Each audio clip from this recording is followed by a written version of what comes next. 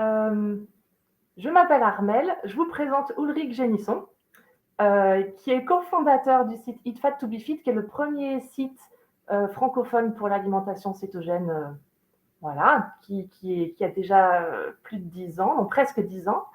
Et Ulrich est lui-même en cétose nutritionnelle depuis 2013 et n'est toujours pas mort. Il va falloir justifier ça. Il a l'air d'aller bien en plus. Et voilà. Je te remercie, Armel. Donc, bonjour à tous. Aujourd'hui, Armel m'a présenté, ce qui m'a invité pour la 26e fois de me représenter. Donc, je te remercie beaucoup pour cette belle présentation. Et je te remercie surtout d'avoir accepté cette invitation pour témoigner pour le régime cétogène, parce que toi aussi, tu es en vie en régime cétogène. Donc, Armel, peux-tu te présenter pour les gens qui ne te connaissent pas encore? Donc, je suis en vie et même plus en vie qu'il n'y a pas si longtemps. J'ai 43 ans. Je suis biologiste de formation. Je suis ingénieure en biologie et on pourra en reparler de ça parce que j'ai vraiment merdé au plan de la santé alors que j'aurais peut-être pas dû, mais voilà. Donc, j'ai 43 ans. Je suis de Seine-et-Marne à l'origine, pour On info. était voisins. Ouais. Et avec un papa agriculteur et tout ça. Donc, c'est pareil, j'ai grandi dans un contexte plutôt où normalement on sait vivre, quoi. On n'est pas trop urbain et pas trop arraché aux principes fondamentaux de la vie. Sauf que c'est pas toujours comme ça. Et sinon, j'habite dans le Tarn. Et puis voilà. Et je suis en cétose nutritionnelle, sans mourir, depuis février de cette année. Donc ça fait 8 mois. Je suis un 8 mois. bébé de la cétose, comme je disais. Oui. Tu es un padawan du keto. C'est ça, voilà. Ok. Et donc, juste pour information, tu es né dans le milieu agricole, plutôt élevage ou plutôt céréalier de Seine-et-Marne? Céréalier, vers Provence, si jamais il y en a qui D'accord. connaissent, un petit village à côté. Et À donc c'est l'abri. la Brie, champ de céréales, même si on recule un petit peu dans le temps, mon grand-père avait des vaches. Ensuite, quand mon père a repris la ferme en 77, il fallait faire un choix. La polyculture élevage, c'était plus rentable, hein, c'était Mm. mort. Donc céréales. Et Oui, donc oui, à c'est une hyper époque. intéressant parce que clairement, Oui. tu as l'évolution historique avec la disparition de la viande remplacée par des glucides. Enfin, Tout à voilà. fait. Mon grand-père avait des vaches laitières, il avait aussi quelques hectares d'agriculture, mais c'était à une époque, on est juste avant la guerre, c'était des gens qui vivaient avec 30, 40 hectares. Ça faisait vivre toute la famille avec les 6 enfants. Il y avait les vaches laitières, il y avait les céréales, voilà. Et maintenant, ça c'est fini. Une ferme en céréales de l'abri, même avec des bons rendements à 80 quintaux, 90 quintaux dans les blés, en dessous 200, 250 hectares, ça fait pas vivre une famille à temps plein. Les gens sont obligés de avoir un travail à l'extérieur de la ferme. Et on voit que plus ils grandissent et moins ils sont rentables. Et puis en plus, clairement, la polyculture, c'est fini. Les élevages, les petits élevages de 20, 30, 40 têtes, c'est terminé. Oui, et tu vois, nous, on était dans un contexte où il y avait moins de 100 hectares. Mhm. Mon père nous a toujours dit, je suis le dernier, puis Mhm. nous, on va serrer les dents et on va faire ce qu'il faut. Et il y avait beaucoup de stress, et ce que moi, j'ai bien imprimé aussi. C'était la campagne, mais c'était pas du tout détendu, parce qu'effectivement, c'était déjà la fin de la possibilité d'une agriculture un peu humaine, quoi, vraiment, Oui. hein, après Oui. Seconde Guerre mondiale et tout. Alors qu'il y a des cartes postales, tu sais, les vieilles cartes postales des années 1900, noir et blanc, où il y a la ferme, et devant une dame avec une ombrelle, et à ses pieds un troupeau de moutons, qui n'est pas énorme, mais dans toutes les fermes de la Brie, et dans la ferme chez mes parents, c'est pareil. Il y a un bâtiment qui s'appelle l'étable, à côté, ça s'appelle la bergerie, à côté, et il n'y a plus du tout ça. Mais sauf que c'est pas si loin, et ça se voit plus du tout, mais c'était pas si loin, quoi. Le problème, c'est l'intensif, c'est la course au rendement. Et au final, les gens, plus ils ont grand, plus ils ont de capitaux et moins c'est rentable. C'est-à-dire Ouais. concrètement, moi j'ai travaillé dans ce domaine. Je viens d'un petit village, 700 habitants en Seine-et-Marne, à 25 km de Fontainebleau. Donc dans l'abri aussi. Étant jeune, mon tout premier travail, c'était de travailler dans une coopérative à 16 ans, travail d'été, saisonnier. Donc je connais très bien ça. J'ai même été chauffeur agricole. Et clairement, quand on regarde le capital que ces gens possèdent, en termes de patrimoine, ils ont des 1, 2, 3 millions d'euros dans des terres. S'ils vendent tout, ils mettent tout sur un livret A, c'est plus rentable que de travailler. Concrètement, c'est pas rentable de faire ça. Et alors, le pire de tout, c'est quand même les éleveurs, parce que alors, eux, en plus, ils travaillent 365 jours par an. Les vaches ne se reposent pas le samedi et le dimanche, et ils gagnent vraiment rien. Concrètement, il n'y a rien. Donc, c'est triste de voir que plus les fermes sont grandes, plus il y a de capitaux investis, et moins c'est rentable. Voilà. Donc, il reste après les très, très grands groupes.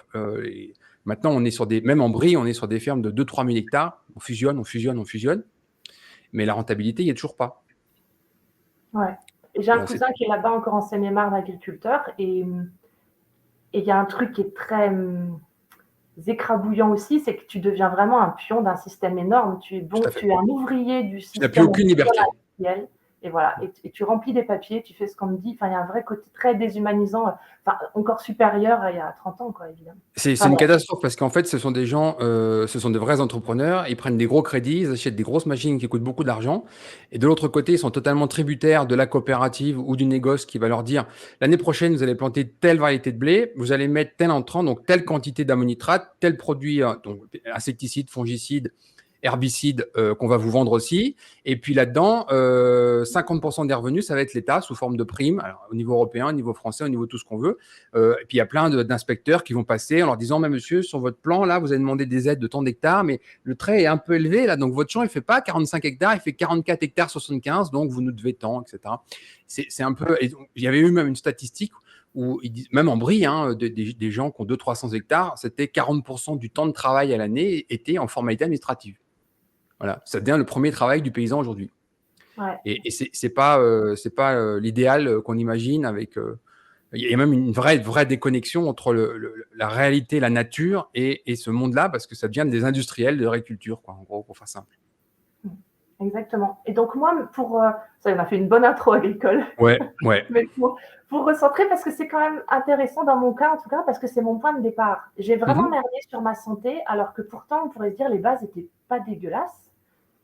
J'ai pas été emmenée tous les week-ends au McDo. Il y avait encore, même si mon père faisait que des céréales pour la production de la ferme, il y avait des canards, des poules, des œufs, des lapins dont ma mère s'occupait. Et c'était Un jardin, j'imagine. un jardin, un potager, mes grands-parents. Hein. Et c'était pour la consommation familiale, donc c'était pas des quantités folles, mais c'était des bons produits. Mais par contre, il n'y avait pas de viande rouge. Et peut-être qu'on y reviendra. Mais tu vois, comme il n'y avait plus de cochons sur la ferme, il n'y avait plus de vaches. La viande rouge, elle était achetée à l'extérieur. Et quand je regarde aujourd'hui, c'était pas si souvent, en fait. Bref, je ferme cette petite parenthèse. Donc moi, je grandis là-dedans. Je fais des études bien stressantes parce que je grandis dans un milieu très stressé et où je prends comme une éponge toute cette pression. Donc, je suis quelqu'un qui ne saura jamais vraiment se reposer parce que c'est comme si mon système nerveux était toujours en hypervigilance. Des fois, je prends cette image parce qu'elle peut peut-être parler aux gens. On ne se rend pas compte, 2 personnes allongées qui viennent de se réveiller chacune dans leur lit. On se dit, bah, elles ouvrent les yeux, elles viennent de se reposer, c'est super. Et en fait, non, moi, quand j'ouvre les yeux le matin, je suis dans mon lit. C'est comme quand tu allumes tu démarres une voiture et normalement, tu pars avec un régime, au ralenti de base, elle est à 700 tours minute. Tu as une voiture qui est à l'arrêt à 700 tours minute.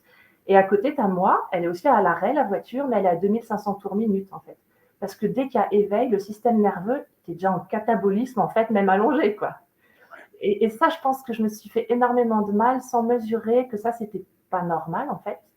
Parce que tu démarres comme ça, tu fais toutes tes journées comme ça et tu te reposes pas. Donc, je fais des études, j'ai 18 ans, après j'ai 25 ans, je commence à bosser. Je suis toujours très stressée, mais je ne m'en rends pas compte. Je ne le perçois pas parce que je crois que quand on est stressé, c'est quand on crie qu'on s'énerve. Et moi, par adaptation, j'ai pris le côté inverse, très calme, où tout reste dedans, quoi. Et donc, j'abîme pas mal ma santé sans m'en rendre compte. Et je suis née en 1980, donc on va dire que les premiers moments où ma santé, elle commence à me dire ça va pas, et je commence à le voir et à flipper un peu, je crois que c'est en 2014. Parce qu'un jour, comme ça, juste en passant la main sur mon cou, je sens une petite bosse dans mon cou. Et moi, comme je suis une archi stressée, et il y a aussi un contexte de mon enfance où les gens meurent de cancer, de tumeurs, et il y a dans ma famille un truc de on va essayer de rester en vie parce qu'autour de nous, ça tombe quand même, quoi. Moi, je crois que j'ai pris ça aussi, et donc quand je passe la main sur mon cou, je me dis c'est bon, j'ai un cancer, je vais mourir.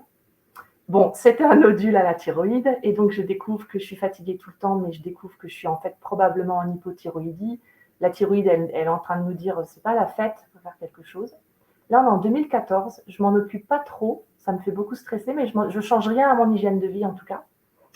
Mais comme j'étais quand même imprégnée de cette histoire de c'est quoi qui fait la santé ou qui la défait, je suis aussi influencée à cette époque-là, puis même avant chez mes parents, petit à petit par tout un truc autour de la viande, c'est acidifiant, il faut végétaliser les assiettes, et tout ce truc qui croit bien faire et qui se gourre terriblement.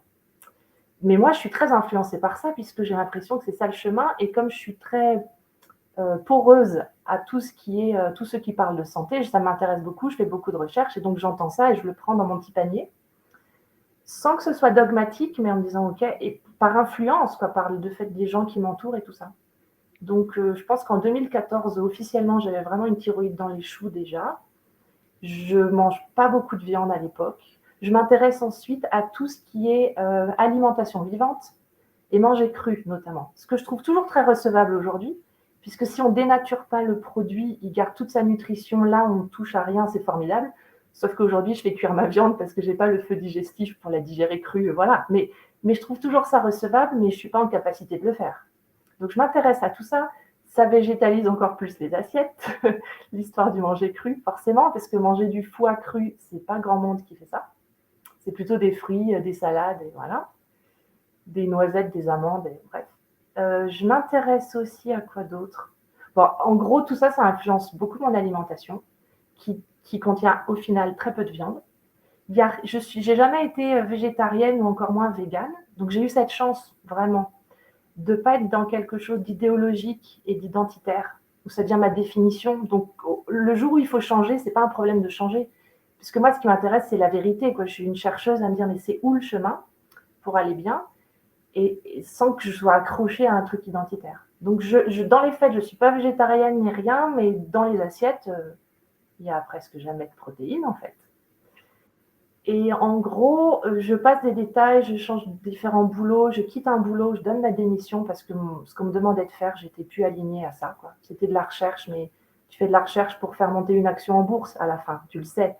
Et c'est de la recherche pourrie. Enfin, Tu moi, c'est nécessaire pour prouver le résultat qu'on t'a demandé d'amener, quoi, bah et oui, pas de chercher un résultat. faut valoriser un truc à vendre, alors que moi, et on peut se prendre au jeu, vraiment, à ça, à vouloir faire que les résultats statistiques soient beaux, parce que là, la valeur, elle est un peu aberrante, alors je l'enlève. Ouais. Et c'est pas méchant, j'étais dans le domaine de la cosmétique, mais moi, c'était pas assez jouissif et satisfaisant quand même. Bon, donc je quitte un boulot où j'étais un peu. C'est pareil, ça s'est pas vu parce que j'ai vraiment un mécanisme adaptatif où rien ne se voit de l'extérieur. Donc je suis partie, j'ai donné ma démission avant de m'écrouler, mais je me suis écroulée chez moi quand même toute seule. Et donc là, j'étais hyper usée, des assiettes très végétales, pas beaucoup de sommeil. Il y a quand même eu des moments où je pleurais la nuit au lieu de dormir, en fait, ça, donc tu récupères pas.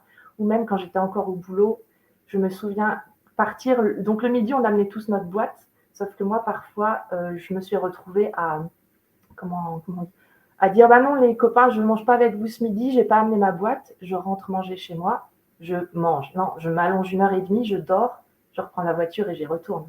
Donc j'ai atteint des degrés de fatigue. C'est pas humain de faire ça, mais c'était mon câblage. Ouais, c'est comme ça que je me suis construite, quoi, en serrant les dents et tout. Donc là, après, on arrive fin 2022 pour faire vite, et pour des gens autour de moi qui sont dans des problématiques de cancer. Et moi, ça m'a toujours tellement tourné les entrailles, ce truc, quoi, que je cherche pour tout le monde, pour moi et puis pour d'autres. Donc, je crois que je croise le terme cétogène il y a quand même quelques années, mais sans m'arrêter dessus. Et fin 2022, on est à l'automne 2022, je fais des recherches pour un copain et je recroise l'histoire de l'alimentation cétogène, je pense par des vidéos de Laurent Schwartz sur YouTube, qui parle de plein de choses, et notamment il y avait ça, donc je tire ce fil pour donner des infos à un copain. Et là, on est fin d'automne, janvier 2023, donc c'est vraiment tout frais, c'est à moins d'1 an. Je fais pareil pour l'ami de mon compagnon, qui, pareil, avec une problématique de cancer où ça se corse, et moi, je suis dans mon lit le soir et je me dis, mais je ne peux pas me taire, quoi. Il faut que je dise au moins, je ne sais pas si ce que je sais, ça a une valeur de sauvetage total, j'en sais rien, mais il faut que je le dise, sinon je ne peux plus me regarder dans une glace, quoi. Et donc là, on est fin janvier, j'envoie un mail où j'envoie tout ce que j'ai compilé comme info, synthétisé le mieux possible. Je lui envoie en disant, écoute, si ça te parle, fonce. Je vais au lit, et ça, c'était génial parce que c'est toujours, je suis dans une démarche où je vais faire pour les autres jusqu'à ce que je vais me coucher ce jour-là en janvier, et je me dis, mais c'est complètement ridicule. Moi, il faut que je fasse quelque chose pour moi. Je dois la faire, cette alimentation cétogène pour moi. Donc, je m'endors là-dessus, et le lendemain matin, j'envoie un SMS où je dis, écoute, si tu es chaude pour le faire, moi, de toute façon, je le fais pour moi. Donc, on le fait à 2. Et en parallèle, mon compagnon, je lui dis, tu veux embarquer? Et donc, on part à 3 là-dedans. Donc là, on est début février. Moi, je le fais parce que je suis épuisée. J'ai de l'arthrose au genou, stade 3 à 4, dont j'ai pris l'ampleur 2 ans avant. Donc, j'ai fini par obtenir un IRM. Je suis passée par un rhumato qui m'a dit, c'est dans votre tête, vous n'avez rien. Il a écrit « Ce n'est ni pathologique ni prédictif d'une pathologie, ce sont des bulles d'air. Le bruit de biscotte, là, ce sont des bulles d'air. » D'accord. Et moi, j'ai insisté auprès de mon médecin pour faire une IRM, vraiment, en disant, je sais, hein, j'ai 40 ans, ça paraît con, mais je voudrais quand même faire une IRM. Et là, l'IRM, elle dit, bah madame, il n'y a plus grand-chose, quoi. Donc, c'était ça ma problématique énorme, c'était ma fatigue, mon épuisement, pas d'énergie, un côté psychologique plutôt abattu aussi qui va avec tout ça, qui va avec le jeu de cartes qu'on te remet dans l'enfance, plus le manque de sommeil et tout le reste. Donc, tout est médiocre. Et je me lance là-dedans pour mon arthrose et tout le reste. Et puis, en parallèle, donc moi qui suis toujours une grande flippée de tout, je me dis, ah bah la Ceto Academy. Parce que, oui, quand j'ai cherché, je suis tombée sur Eat Fat to Be Fit. C'est le truc. Tu as dû bien chercher parce que maintenant, Google nous cache. Bah écoute, oui, mais je suis une grosse chercheuse, je cherche longtemps. Donc, je tombe dessus et je tombe sur quelque chose qui est très pragmatique, très étayé, très scientifique, très carré. Il n'y a pas de paillettes et de trucs et de machins. Et moi, ça me plaît beaucoup. Donc, je me dis, ça devient mon site point d'appui. Et mon compagnon m'encourage et il me dit, mais on fait la Ceto Academy, c'est évident. Enfin, donc je dis, bon, d'accord. Et merci à lui parce que sinon, j'aurais hésité comme une nouille alors que ça a été génial. Moi qui aime comprendre, j'avais en même temps la pratique des assiettes qui changeaient.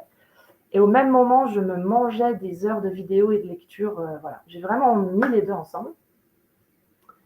Et je prends à ce moment-là une super claque double, intellectuelle et expérientielle. C'est-à-dire qu'au bout de 3 jours, je me revois dans ma cuisine, à m'asseoir un matin et à me dire, je ne savais pas que c'était possible de se sentir aussi calme et aussi tranquille, en fait. Donc, et heureusement, j'avais lu avant que le côté apaisement psycho-émotionnel, etc., ça faisait partie des bénéfices. Et je me retrouve dans ma cuisine à me dire, ah là, c'est ça. Purée, ça n'a pas de prix. Ça n'a pas de prix, ce truc. Ça a pris 3 jours. Hein. Je me retrouve au bout de 3 jours aussi à me dire, mon Dieu, j'ai dit avec la plus grande sincérité pendant des années, je ne digère pas la viande. Bon, c'était pas ça, parce que la viande que je mange, elle passe super, j'ai plus aucun problème digestif. Donc, c'était des glucides en surquantité, quoi. Oui. Ok, donc ça, je me suis trompée. Et en même temps, je fais la Ceto Academy et je me prends des claques intellectuelles de revenir aux fondamentaux. Mais bac plus 5 en biologie, mais vraiment, on s'en fout de cette étiquette parce que c'est une preuve que ça n'a aucune valeur objective potentiellement. Ça a une valeur d'estampille, mais dans les faits, tu peux être complètement à côté de tes pompes avec un diplôme, quoi. Bref, donc je prends des claques du type, ah bah oui, crudivore, végétarien, tout ça, on va mettre tout ça à la poubelle parce qu'en fait, végétarien, t'es végétarien comment? Et je suis pas en train de dire qu'il faut l'être, hein, mais t'es végétarien carré de tofu, avocat, huile d'olive, ou t'es végétarien pain, pâte, riz? Parce que ça va pas être la même chose. Et puis crudivore, t'es crudivore, comment on appelle ça déjà? Steak tartare, huître, t'imagines le truc génial? Ou t'es crudivore, pomme, banane, figue séchée. C'est pas la même histoire. Donc je me dis merde.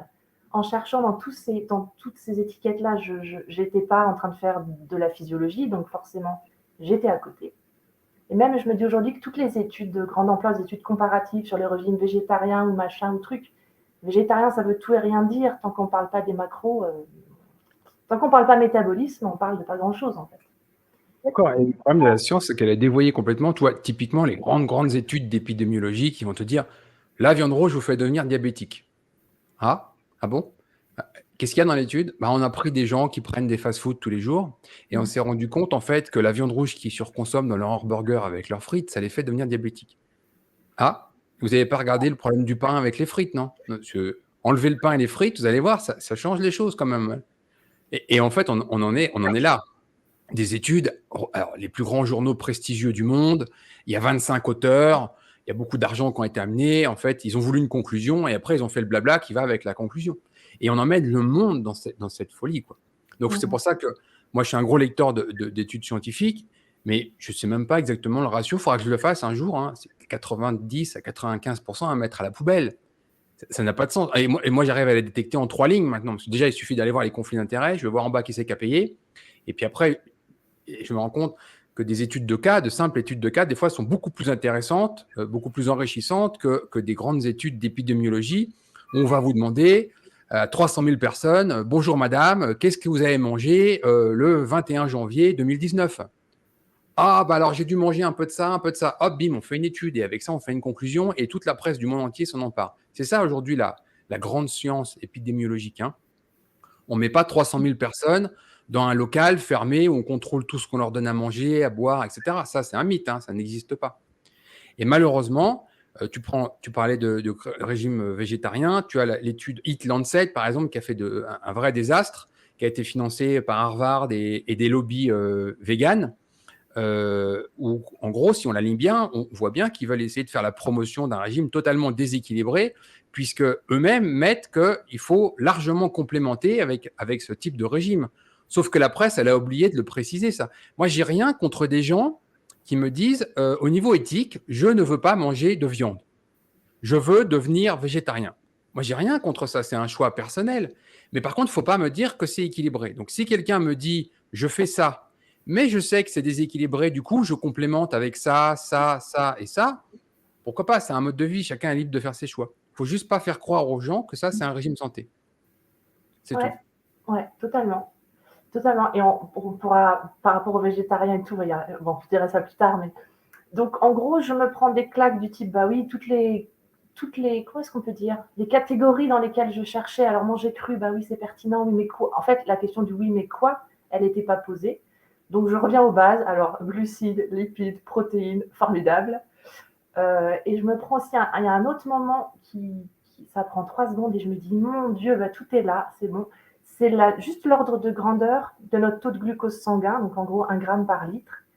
Et là, je suis chez moi, parce qu'en parallèle que j'absente, moi je note, je fais des résumés, je passe mon temps à remâcher la matière et la connaissance pour m'approprier, puis la passer à d'autres. Donc je suis avec ce chiffre de 1 gramme par litre. Ah, mais mon orange et mes 2 pommes, ah ouais, c'est de la folie en fait. Cet ordre, les 2 choses mises Ouais, côte à côte, je je me suis prends une d'accord. claque de. Ah ouais, enfin, l'ordre de grandeur, il met tout à plat, c'est réglé, il n'y a plus rien d'autre à comprendre que juste quand tu vois les trucs côte à côte. Voilà, tu as 5 grammes en faire simple, de glucose dans ta circulation sanguine. Et en face, le régime occidental, c'est en moyenne entre 250 et 350 grammes de glucides, donc de glucose. Et le corps, il faut qu'il se débarrasse de ça. Ouais, exactement. Et du coup, je comprends en même temps intellectuellement ce que je vis dans la pratique, ce que je vivais avant, c'est-à-dire que c'est impossible de ne Mmh. pas manger du sucre et d'y retourner. Surtout, je pense, ça c'est un truc qui m'intéresse énormément, de résister à l'appel du sucre quand tu as un système nerveux effondré, des glandes surrénales, à mon avis, chez moi, qui sont carpettes. C'est de la folie parce que ce truc te booste, te maintient à peu près debout parce que sinon la batterie, elle est à plat en fait. Et donc, c'est plus le côté dysbiose qui fait de l'appel de sucre. Enfin, tu as tout qui t'appelle vers le sucre.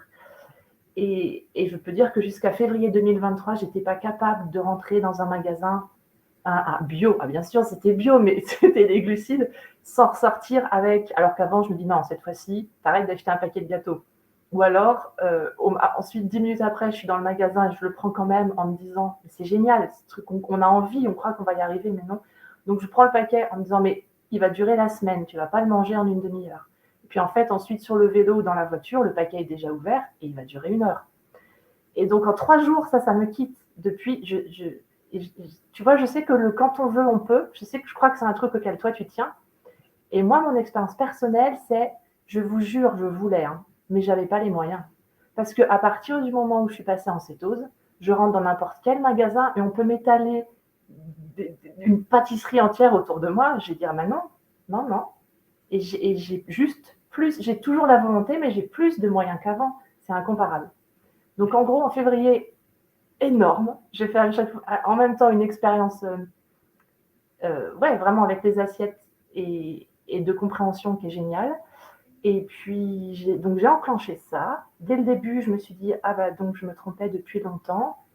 Et dès le début, mon compagnon, il dit que non. Il se rappelle que j'ai dit à un moment, bah, je vais essayer pendant 1 mois. Je pense que c'est raisonnable, j'ai dû dire ça parce que je ne savais pas. Donc, je me lance et on verra dans 1 mois. Mais je sais aussi qu'au bout de 3-4 jours, je savais que je tenais un truc que j'allais peut-être pas lâcher tout de suite. Parce que chez moi, je pense que vraiment, ça dépend d'où on part avant métaboliquement. Mais chez moi, il y avait très, très peu de protéines dans les assiettes. Un peu de gras, mais pas tant. Et beaucoup de glucides. Donc pour moi, évidemment, l'inversion, le virage, il a été énorme. Alors que si déjà on a de la prot et tout ça, peut-être que le virage est moins aigu, quoi. Mais moi, j'ai tout de suite compris que je m'étais vraiment gourée par ignorance, tout simplement, que j'avais cherché mais pas trouvé le bon truc. Donc ça, Quand c'est tu un commences truc. ton régime cétogène, à quoi il ressemble à ce moment-là? Qu'est-ce que tu mets dans tes assiettes? Combien de repas? Comment ça se passe? Alors, oui, c'est super ça, parce que justement, comme j'étais en lien avec mon compagnon, mais on n'était pas au même endroit, et donc cette amie qui était aussi, donc on faisait à 3, je faisais des photos de mes assiettes et on s'envoyait des trucs. Et donc, il n'y a pas très longtemps, j'ai re-regardé les photos. C'était encore très végétal. Il y avait beaucoup de salades et il y avait 5 sardines, 3 sardines, 2 œufs au plat, tu vois, ça devait être ça. Aujourd'hui, on est ça me fait vraiment rire ce truc, mais on est 8 mois plus tard, c'est très carné. Et l'autre jour, je sais que des fois, tu parles des œufs en gelée. Et quand j'étais petite, c'est un truc qui est génial à faire avec des enfants. Enfin, moi, je me rappelle, j'en ai fait quand j'étais petite. Et tu mets tes 5 millimètres de gelée, tu attends que ça fige au frigo. Après, tu mets ta petite feuille de persil, ton estragon, ton demi-œuf. Et il n'y a pas très longtemps, je me disais, mince. Donc, en fait, la place juste du végétal dans l'alimentation humaine, c'est ça. C'est la petite feuille de persil et l'estragon dans l'œuf en gelée, en fait. C'est décoratif. Et aujourd'hui, là, moi, ce que j'ai mangé ce midi, c'était comme un steak haché d'agneau avec du foie d'agneau, une tranche de raclette sur chacun, mise à fondre pour finir là, dans la chaleur. Et il y avait des feuilles de basilic, parce que j'ai cueilli tout le basilic de chez moi avant de venir là où je suis, parce que voilà, c'est la fin. Alors, c'était très bien pour le goût, mais c'est tout. On est au stade de l'aromate. Hein. Je suis. Les herbes aromatiques ont vraiment une très grande densité en micronutriments. Moi, quand on étudie la nutrition, on regarde tout ce qui vient du monde animal et tout ce qui vient du monde végétal. En fait, ce qui vient du monde végétal, c'est très pauvre, particulièrement en micronutriments, vitamines et minéraux. On prend du brocoli, on prend du chou-fleur, on prend ces choses-là, le chou de Bruxelles, etc. C'est bien, ça peut être sympa. Moi, j'ai commencé comme ça aussi. Hein. Chou de Bruxelles, courgettes, chou blanc, enfin tout ça, beaucoup. Et puis finalement, on se rend compte après que ça prend de la place pour rien et on élimine. Et on se rend compte, avec le temps, qu'au niveau micronutriments, c'est plutôt très pauvre et qu'on va prioriser les aliments d'origine animale.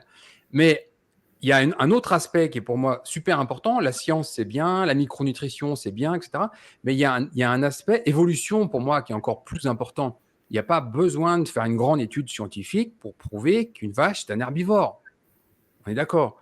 Et l'être humain, en fait, pour moi, on va faire simple, il a 2,5 millions d'années. La découverte du feu, c'était il y a 600 000 ans. Donc, on a mangé cru quand même pas mal de temps.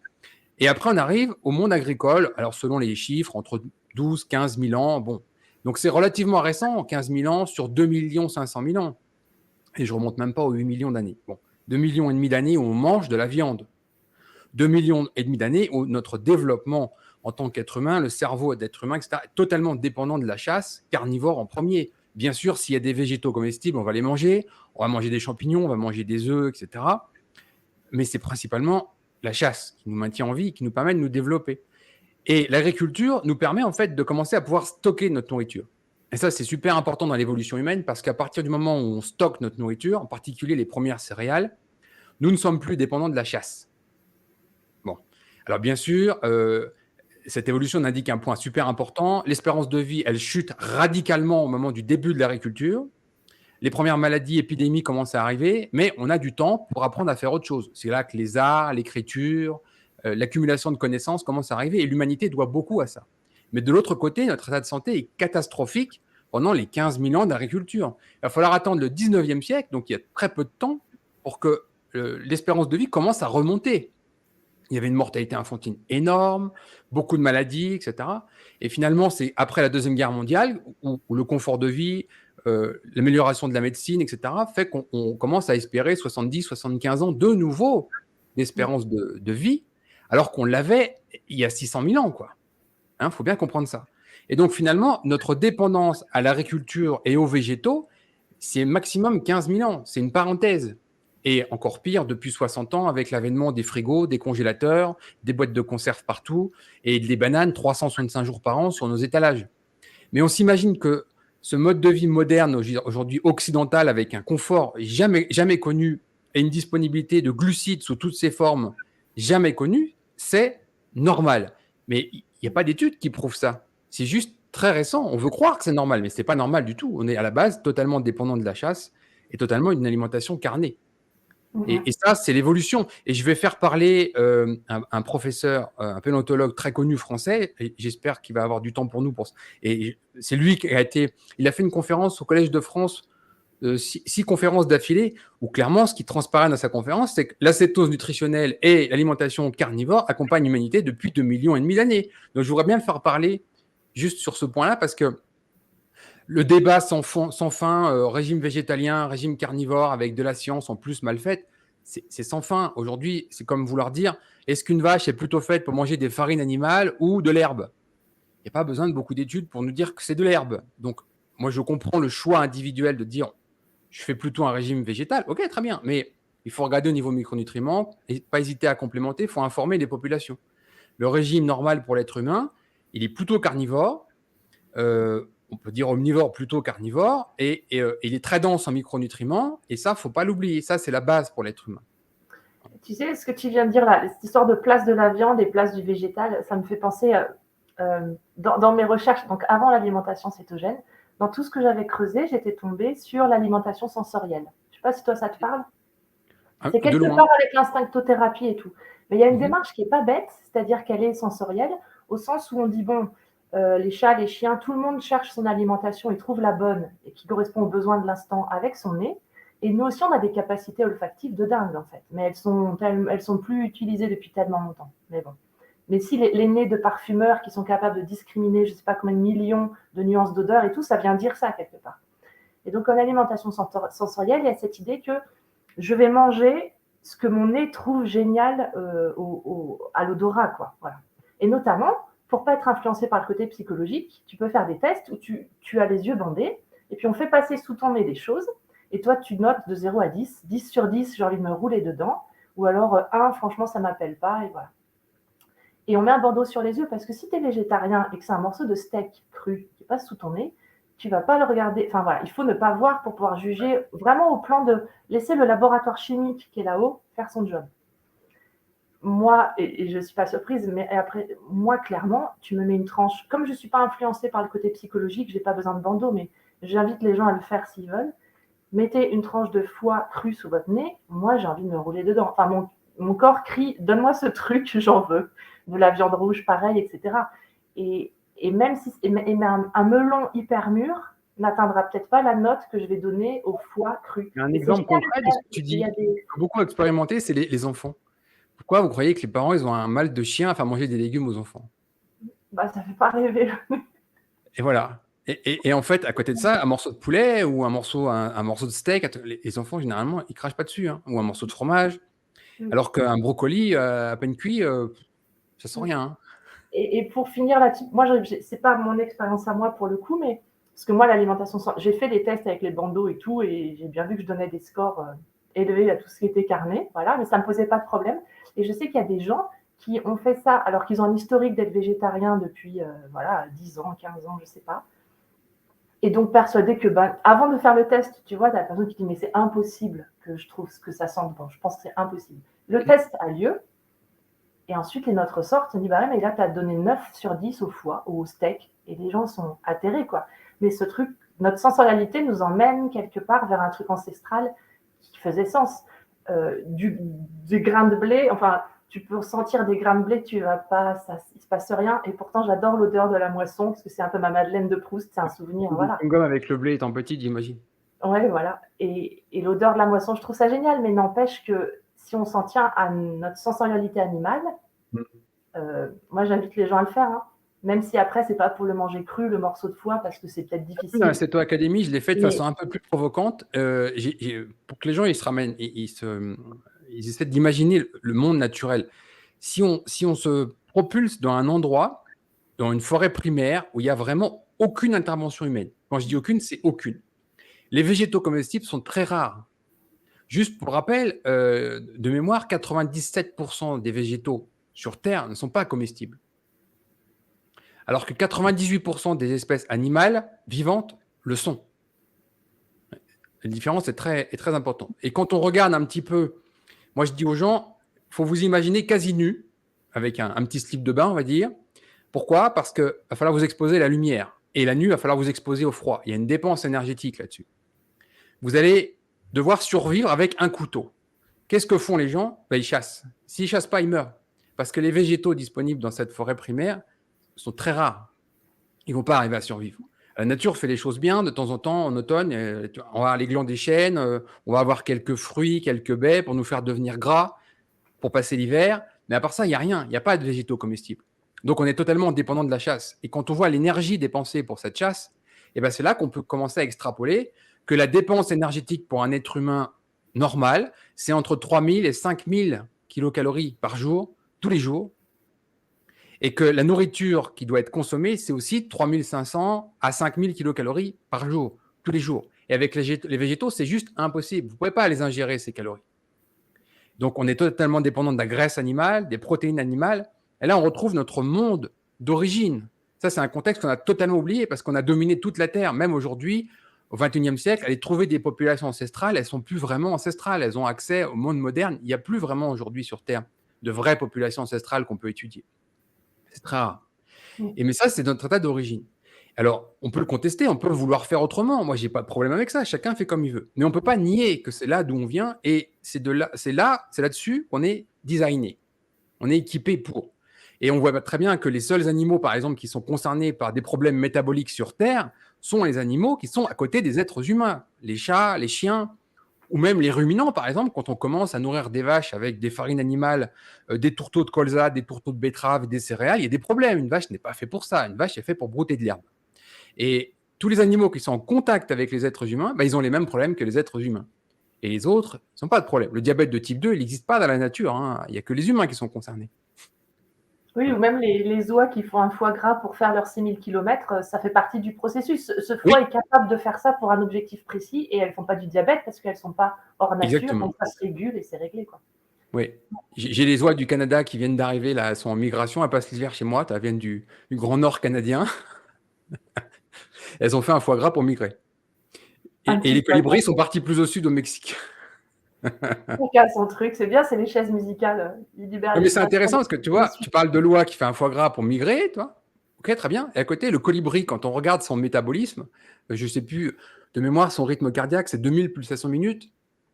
Et il est totalement dépendant au glucose, à 100%. Lui, il brûle que du sucre. Mais il est fait pour ça. Il ne fait pas un diabète de type 2 en consommant du sucre. C'est juste que lui, la nature l'a designé pour ça.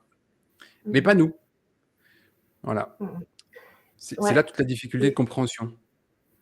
Ouais, et dans mon chemin, donc par rapport à ça de viande et de végétaux, donc au début, mes assiettes sont assez végétales. J'étais sur mon historique salade verte, choux, etc. Et puis, oui, il y a cette culture du potager, tu vois, rempli de légumes. Quelques mois après, d'ailleurs, je me suis fait une feuille avec, bon, alors le potager cétogène. Bon, qu'est-ce qu'on met dedans? Les gars, il n'y a plus grand-chose, en fait. Il y a des tas de trucs, les patates, les 300 kilos de patates annuelles, tu vois, que tu fais à la ferme et tout pour tout le monde. Non. J'ai fait ça, tu n'as pas trop les ramasser les patates. Allez, c'est un moment, il faut ramasser les patates, ça fait tout l'hiver. J'ai eu ça aussi chez moi. C'est ça.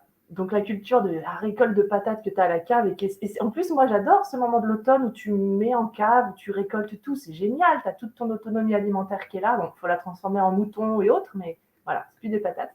Mais en tout cas, mon assiette, les portions de viande ont augmenté. Les légumes deviennent de plus en plus décoratifs. D'abord parce que j'ai plus de satisfaction vraiment à manger de la viande. Il y a un truc. Oui, j'ai appris ça aussi, à distinguer le plaisir de la satisfaction. C'est-à-dire que je peux manger du sucré encore beaucoup, enfin je pourrais, je ne le fais plus, parce que de toute façon je ne vais pas retourner là-dedans, mais il y a un truc qui est très stimulant et qui est de l'ordre du plaisir très intense quoi, avec le sucré. Mais de la viande, c'est un plaisir d'une autre nature et je trouve que c'est de l'ordre vraiment d'une satisfaction beaucoup plus profonde. Donc une fois que j'ai mangé ma viande, je n'ai pas envie de manger des légumes et je n'ai pas envie de prendre de la place dans mon estomac avec des légumes avant, non. Donc c'est en train de prendre ce chemin-là vraiment.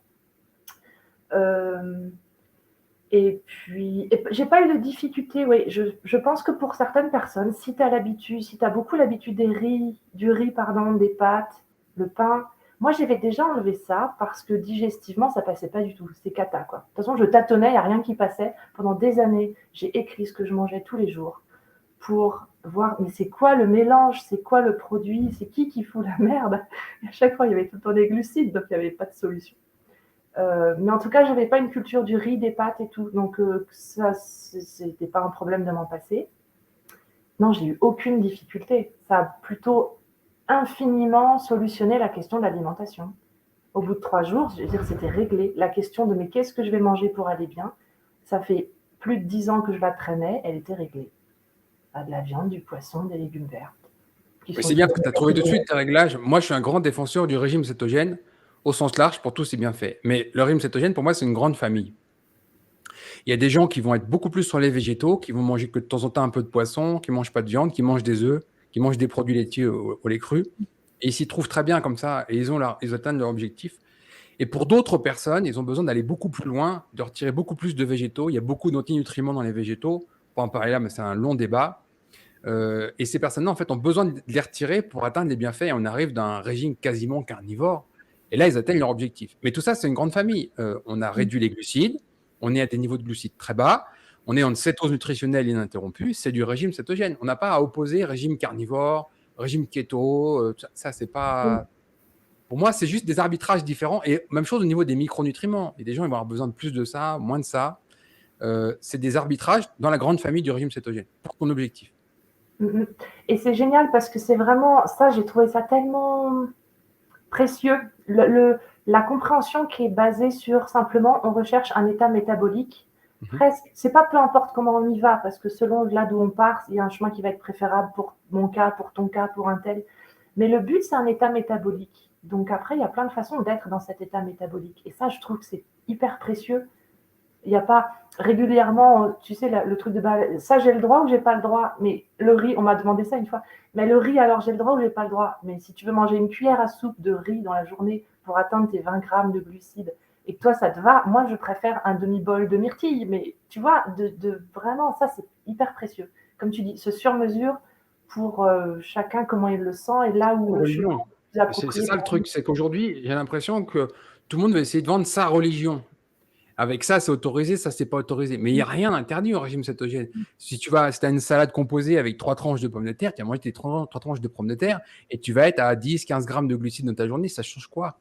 Mais par contre, ce qui va sauter, ça va être la grande assiette de pâtes, la pizza, des choses comme ça, où tu vas être tout de suite à 125, 150 grammes de glucides. Il faut comprendre. Et aujourd'hui, j'ai l'impression que faire des raccourcis un peu stupides, ça plaît parce qu'au niveau du marketing, c'est facile à vendre. Mais ce n'est pas ma façon de voir les choses. L'important, c'est d'avoir un objectif précis. Il y a des personnes qui arrivent en régime cétogène sans objectif. Les gens, ils veulent la longévité au minimum. Ils veulent s'épargner des maladies. Bon. Ou alors, sinon, ils arrivent carrément avec du poids à perdre, inverser une maladie, le sport de haut niveau, etc. Et ça nécessite de comprendre avec des arbitrages différents. Voilà. Et on a un choix énorme d'arbitrage dans un régime cétogène, c'est-à-dire un état de cétose nutritionnelle ininterrompu. Voilà. Ouais, c'est marrant que ça attire du monde, la recette toute faite avec ça c'est autorisé, ça c'est interdit, parce qu'à l'inverse, c'est peut-être une question de personnalité, mais à l'inverse, moi, si on me dit mais il n'y a rien d'interdit, mais c'est ça que je veux, parce que moi, je ne veux pas me frustrer en étant chez un tel, il y a une super mousse au chocolat, je ne sais pas quoi, évidemment que je veux la goûter, mais évidemment que je vais en prendre une cuillère, mais je sais que je ne ferai jamais 3 assiettes à dessert comme j'ai pu faire un jour, quoi. Donc, il n'y a pas d'interdit, il y a une compréhension, il n'y a pas d'interdit. Pour moi, c'est hyper précieux. Et comme tu dis, ça fait des assiettes très différentes, mais c'est bien comme ça. Et c'est propre à chacun. Mais voilà, il y a des gens, ils luttent contre rien du tout. Même s'ils font un écart à 80 grammes de glucides dans leur journée, il n'y aura pas de conséquences. Et puis, par contre, quelqu'un qui va lutter contre une maladie comme l'épilepsie ou des choses comme ça, ou un diabète de type 1, les maladies auto-immunes, etc., on sait très bien que le moindre écart sur ce genre de produits, il y a des vraies conséquences. Le lendemain, ça ne va pas bien. Donc, les gens, ils doivent comprendre leur pathologie, comprendre leur objectif et comprendre l'alimentation, c'est-à-dire apprendre sur l'alimentation. Tu as fait de longues études et malheureusement, dans tout le processus, il y a un tas de choses qu'on ne t'a pas appris.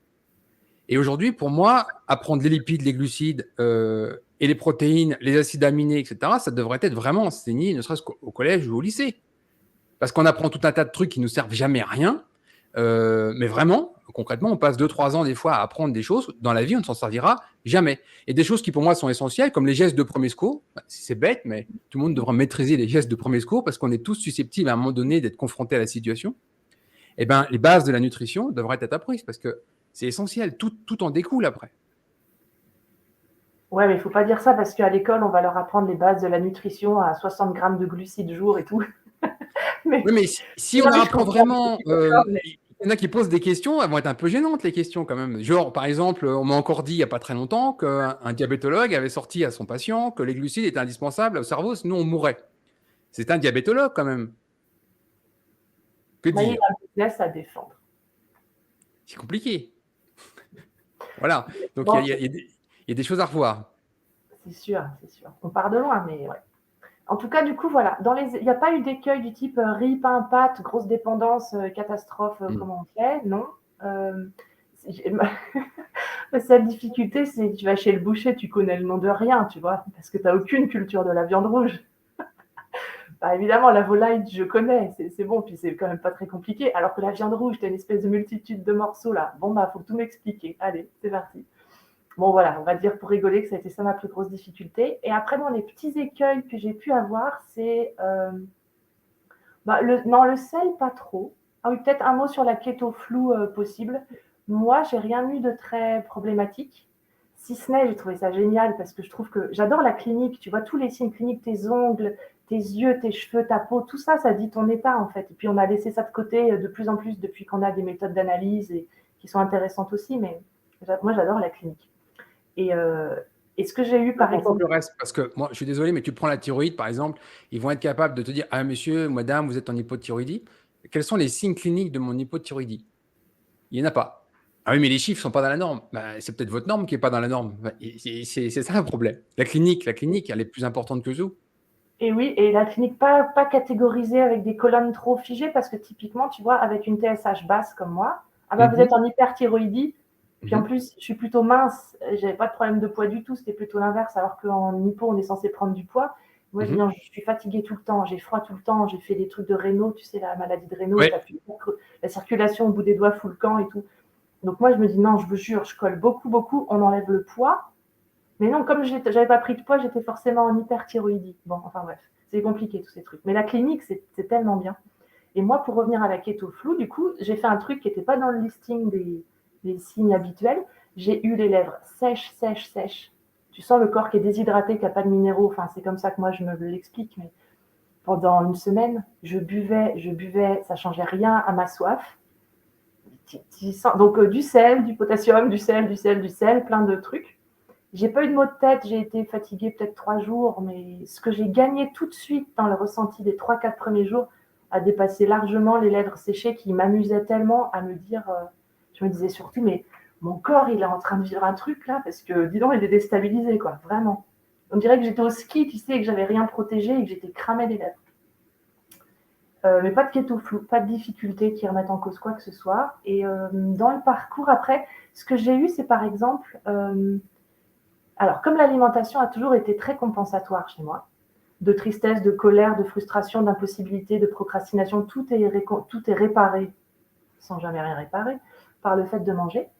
Alors, il y a toujours ça, de moins en moins, mais ça, c'était encore là au début, et notamment, ça partait sur, au lieu que ce soit sur des figues séchées, évidemment, ça partait sur des noisettes, des amandes ou des trucs comme ça.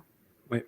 Et sauf que dans mon état déjà un peu abîmé, j'ai vu tout de suite l'effet des oméga 6. Typiquement, le bol de noix de Grenoble, non, on ne fait pas ça. Et ça, c'est des choses que je le sentais tout de suite dans mes genoux. Et évidemment, maintenant, il y en a de moins en moins et presque zéro. Parce que ceux qui sont physiologiques, comme on dit là, comment c'était? Oui, ceux qui sont physiologiquement faits pour manger des graines, ils ont des becs ou des dents très longues, c'est des rongeurs, quoi. C'est des granivores ou rongeurs.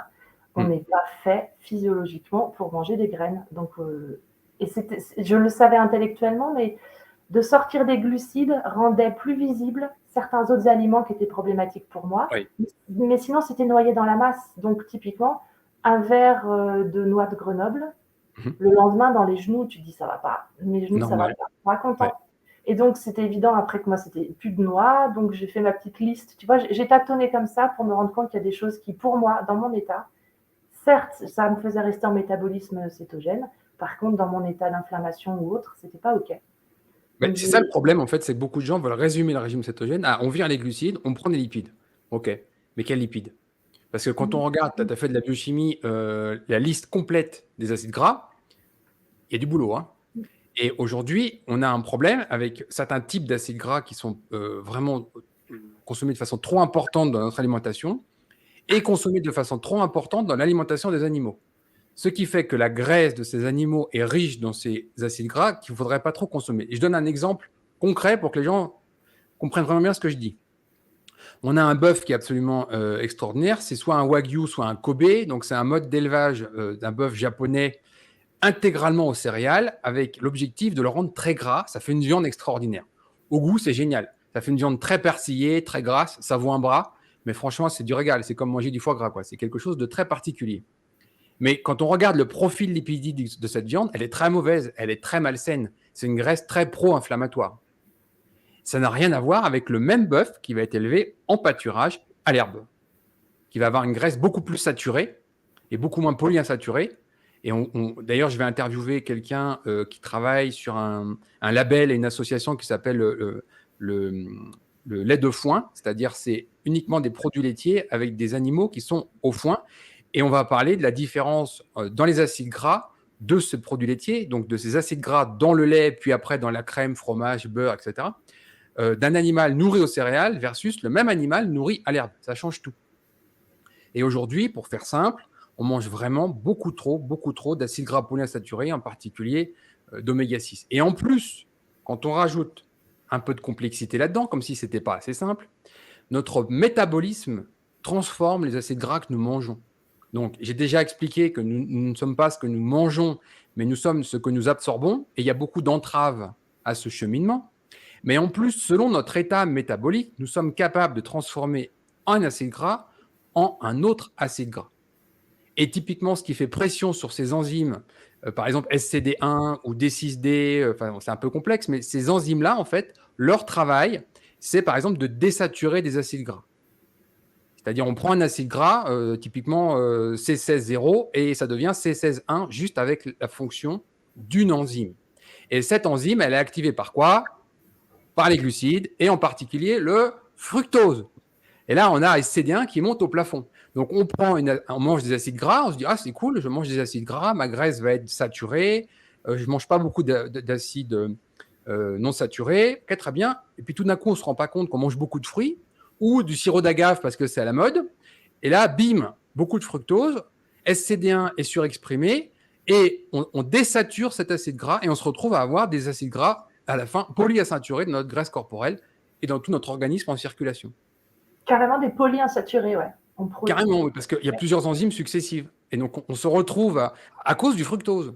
Et ça, c'est intéressant parce qu'on voit très bien trois grandes étapes. Il y a ce qu'il y a dans notre assiette, ce qu'on mange, ce qu'on absorbe, et il y a une différence des fois, le microbiote, l'acidité intestinale, la bile, etc. Il y a plein de freins qui vont limiter ça. Et après, quand ça arrive dans notre circulation sanguine, nous avons des enzymes qui transforment parce que nous sommes dans un état métabolique malsain. Donc, c'est un peu plus complexe. C'est pour ça qu'il faut aider les gens à y voir plus clair. Moi, dans notre dernier livre, j'ai vraiment insisté sur le fait de limiter au maximum les acides gras monoinsaturés ou polyinsaturés. Hein, on nous vend aujourd'hui l'huile de pépin de raisin comme une huile santé, l'huile de tournesol comme une huile santé, l'huile de colza. Alors, malgré que, fondamentalement, l'huile de colza, quand on regarde sa composition, c'est pas génial. Mais à un moment donné, il faut être concret chez les gens. Je veux une mayonnaise, qu'est-ce que j'utilise comme huile ? Bah, de temps en temps, une huile de colza, ça passera, mais en consommez pas une bouteille par mois. Une bouteille sur 2 ans, c'est bien, quoi, en gros. Donc, j'essaie d'être pratique parce que faire la mayonnaise avec une graisse saturée animale, voire avec de la moelle ou des choses, tu perds tout le monde, c'est ça le problème. Mais de façon transitoire, l'idée, c'est vraiment de se dire, focalisez-vous sur les graisses saturées, les graisses saturées, les graisses saturées. Animales d'abord, produits animaux d'origine à l'herbe, c'est-à-dire la graisse de l'animal, le sein doux, la graisse de bœuf, les crèmes fraîches, le beurre, etc. Tout ça, graisse qui viennent d'animaux nourris à l'herbe, parce que le profil d'un acide gras est différent, et limiter au maximum les acides gras mono et polyinsaturés. Donc, les noix, ça peut être très bien chez quelqu'un qui est métaboliquement sain, qui n'a pas trop de problèmes, qui mange déjà beaucoup d'oméga 3, par exemple, pour compenser les oméga 6. Mais quelqu'un comme toi qui va lutter contre de l'arthrose ou pour d'autres pathologies, limiter au maximum toutes ces sources d'acides gras, on va dire, pro-inflammatoires. C'est vraiment l'équilibre qui est important aussi. Je ne veux pas non plus dire les gentils. Ça, c'est comme le cholestérol. On disait le gentil HDL, le méchant LDL. C'est une ânerie. On ne peut pas dire non plus les méchants oméga 6 et les gentils oméga 3. C'est un équilibre. Et ce que je dis juste, c'est que notre mode de vie moderne nous surexpose aux oméga 6. Et qu'on a finalement pas beaucoup de bonnes sources d'oméga 3, ce qui crée un déséquilibre. Donc, dans ton cas, à toi, privilégier les oméga 3, c'est clair que c'est intéressant et virer tout ce qui est oméga 6, c'est-à-dire pas plonger la main dans les cacahuètes. C'est ça. Et j'ai trouvé vraiment intéressant que c'est vraiment la baisse des glucides drastique qui fait que le niveau inflammatoire moyen descend, mine de rien. Je l'ai senti tout de suite dans mes genoux, alors ça croustille toujours autant. Hein. Quand je marche, ça fait des bruits de biscottes écrasées. J'ai pas réparé mon cartilage, mais quand même, je sens mes genoux sont pas pareils. Je peux faire plus de choses qu'avant. Donc, il y a une inflammation qui diminue.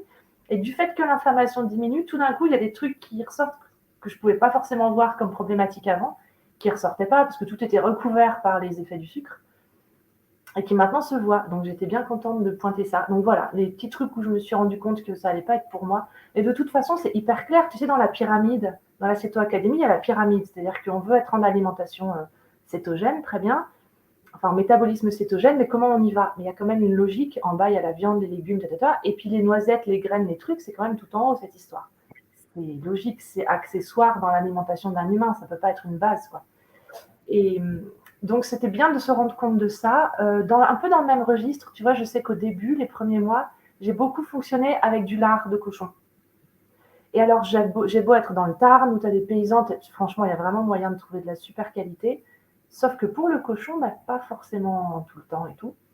Et puis, je lisais l'autre jour que je crois que c'est 1,6% de la production française de cochons, ce sont des cochons qui voient la lumière du jour. Donc, le reste, c'est en hangar, au tourteau de soja et autres. Et donc, je me dis, bon, bah, en fait, c'est aller de pair à me dire, je vais arrêter le lard en trop grosse quantité parce qu'en fait, je suis rarement dans le cas, même dans une boucherie, tu as une chance sur 100 d'avoir du cochon qui tient la route. Bon, bah, je lâche l'affaire. Et en même temps, j'étais en train d'aller vers de la viande plus rouge, plus dense, de la viande de bœuf, quoi. Ou de l'agneau, des choses comme ça. Donc, et je pense que c'est très bien aussi parce que tout le gentil gras de cochon, si je peux avoir du vrai cochon qui a vécu dans la forêt, super, mais c'est quand même pas si facile. Donc, je suis en train d'aller vers plus du bœuf et c'est pas plus mal au plan des lipides, tu vois. J'ai toujours, là je vais insister sur ce point-là, j'ai toujours encouragé les gens à devenir acteurs de leur consommation, c'est-à-dire responsables. Je comprends que ça soit difficile. Moi, j'ai déjà tué des animaux, mes mains, et quand on tue des animaux, on en est responsable. Pour retirer la vie à quelque chose, un lapin, une poule, quoi que ce soit. Et c'est pour ça que je me suis toujours opposé contre les modes d'abattage que j'appelle barbares, parce qu'aujourd'hui, en tant qu'être humain, on peut tuer un animal proprement sans souffrance. On sait faire.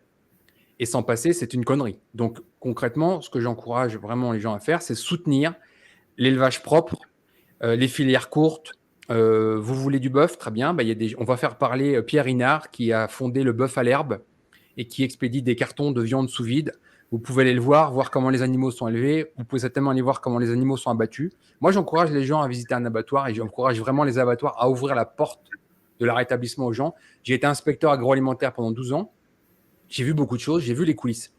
Et je pense que les coulisses doivent être ouvertes. C'est-à-dire quand vous avez un restaurant qui cache sa cuisine, c'est qu'il y a quelque chose à cacher. À partir du moment où c'est ouvert, c'est propre, vous pouvez contrôler. Et je pense qu'il faut soutenir les gens responsables et personne ne devrait être dans une situation de ne pas être fier de son travail. Un éleveur doit être fier de son travail. Il ne devrait pas y avoir des horreurs dans les abattoirs. Toute la filière doit être transparente et les gens doivent pouvoir aller voir ça et acheter donc du coup de façon responsable en soutenant les gens qui utilisent les bonnes pratiques. Tu as parlé des élevages de porcs intensifs, c'est un carnage. Ça ne devrait plus exister aujourd'hui. Donc, il ne faut pas les financer, ces gens-là. Il ne faut pas donner votre argent. On parle de démocratie aujourd'hui. Quand vous donnez un billet de 50 € à un commerçant, c'est l'acte le plus démocratique que vous avez. Vous soutenez ou vous ne soutenez pas. Donc, donnez votre argent aux gens qui font bien leur travail et qui sont fiers de le faire. Pour moi, c'est ça. Et dans les porcs, il y a beaucoup à faire. Je connais un Américain qui s'est spécialisé dans l'élevage de porcs en optimisant la graisse saturée du porc. Parce qu'aujourd'hui, l'élevage industriel des porcs fait que tu te retrouves à avoir une graisse mono- et polyinsaturée, c'est-à-dire très inflammatoire. À cause de cet élevage industriel, à la base, le porc, il sait s'alimenter correctement. Ici, on a des porcs en plein air, mais vraiment, ils pâturent comme une vache, quoi. Tu vois ? Et donc, le porc est totalement dépendant de ce que l'humain va lui donner à manger aujourd'hui dans un élevage. Et quand on voit comment sont élevés les porcs industriels, en particulier en Bretagne, qui vont vous faire du beau jambon sous vide qui va pisser la flotte parce que vendre de l'eau, c'est mieux que de vendre des protéines, faites quelque chose. Agissez, soyez acteur de votre alimentation. Voilà mon coup de gueule. J'en fais beaucoup des coups de gueule. Non, mais tu as raison, c'est hyper important. Et sur l'histoire de l'abattage, tu vois, des abattoirs, je sais que moi, j'en suis pour discuter avec des copains paysans et tout. Et il y a des gens, même déjà il y a 10 ans, on en parlait, de l'abattage à la ferme, de pouvoir restaurer Oui, l'abattage à la ferme. oui, Ça met des plombes, ça va peut-être finir par être possible en France. Enfin, ça, ils essayent, ils se donnent du mal pour faire advenir quelque chose. c'est Et moi, je sais indispensable. que On sans peut faire ça, ça. parce que c'est juste hyper, c'est nul. Moi, si j'étais dans le cas où si j'étais éleveuse, tu élèves ton animal dans le respect le plus grand possible et tu dois l'emmener à l'abattoir, tu dois l'emmener la veille, donc il va passer Ouais. la nuit là-bas, t'as Le pas le choix. stress de l'animal, oui. C'est nul, enfin, ça fait chier, pardon, mais ça fait chier de pas pouvoir faire propre et bien et respectueux jusqu'au bout. Et à terme, moi, je me dis, mais non, mais de toute façon, je veux mes animaux. Moi, j'aimerais bien être capable. Alors, quand j'étais petite, enfin, petite, pas, j'avais pas 5 ans, mais plumer une poule et tout ça, j'ai jamais tué, moi. Mais faire un peu la suite, oui. Mais Mais tu je te rends compte, c'est sais vraiment un geste que pas moi. j'encourage tout le monde le fasse parce que pour moi, c'est responsabilisant. Ouais. Quand je vois aujourd'hui des gens qui jettent de la nourriture et qui jettent du produit animal, qui jettent un steak haché parce qu'il est périmé d'une journée, moi j'ai mal. Il y a un animal qui est mort derrière. Si la personne l'avait tué de ses mains, ça ne sera pas possible. Parce que quand vous enlevez la vie à un animal, vous en êtes responsable. Vous devez faire attention, vous devez l'utiliser à bon escient. Et aujourd'hui, le fait de couper complètement le monde agricole du monde du consommateur, du steak haché, c'est pour ça que maintenant, ils essaient de nous vendre de la viande de synthèse, des choses comme ça, du steak haché de synthèse, avec des protéines végétales, et les gens ne font pas trop la différence. Mais honnêtement, il y a un animal qui est mort, il faut le respecter. Alors, on peut le cuisiner autrement, mais il faut respecter. Ou au pire, on le donne à manger à un autre animal, hein. Un chien, un chat, il y a moyen de faire quelque chose, mais on ne gâche pas. Pour moi, c'est vraiment être responsable de son action.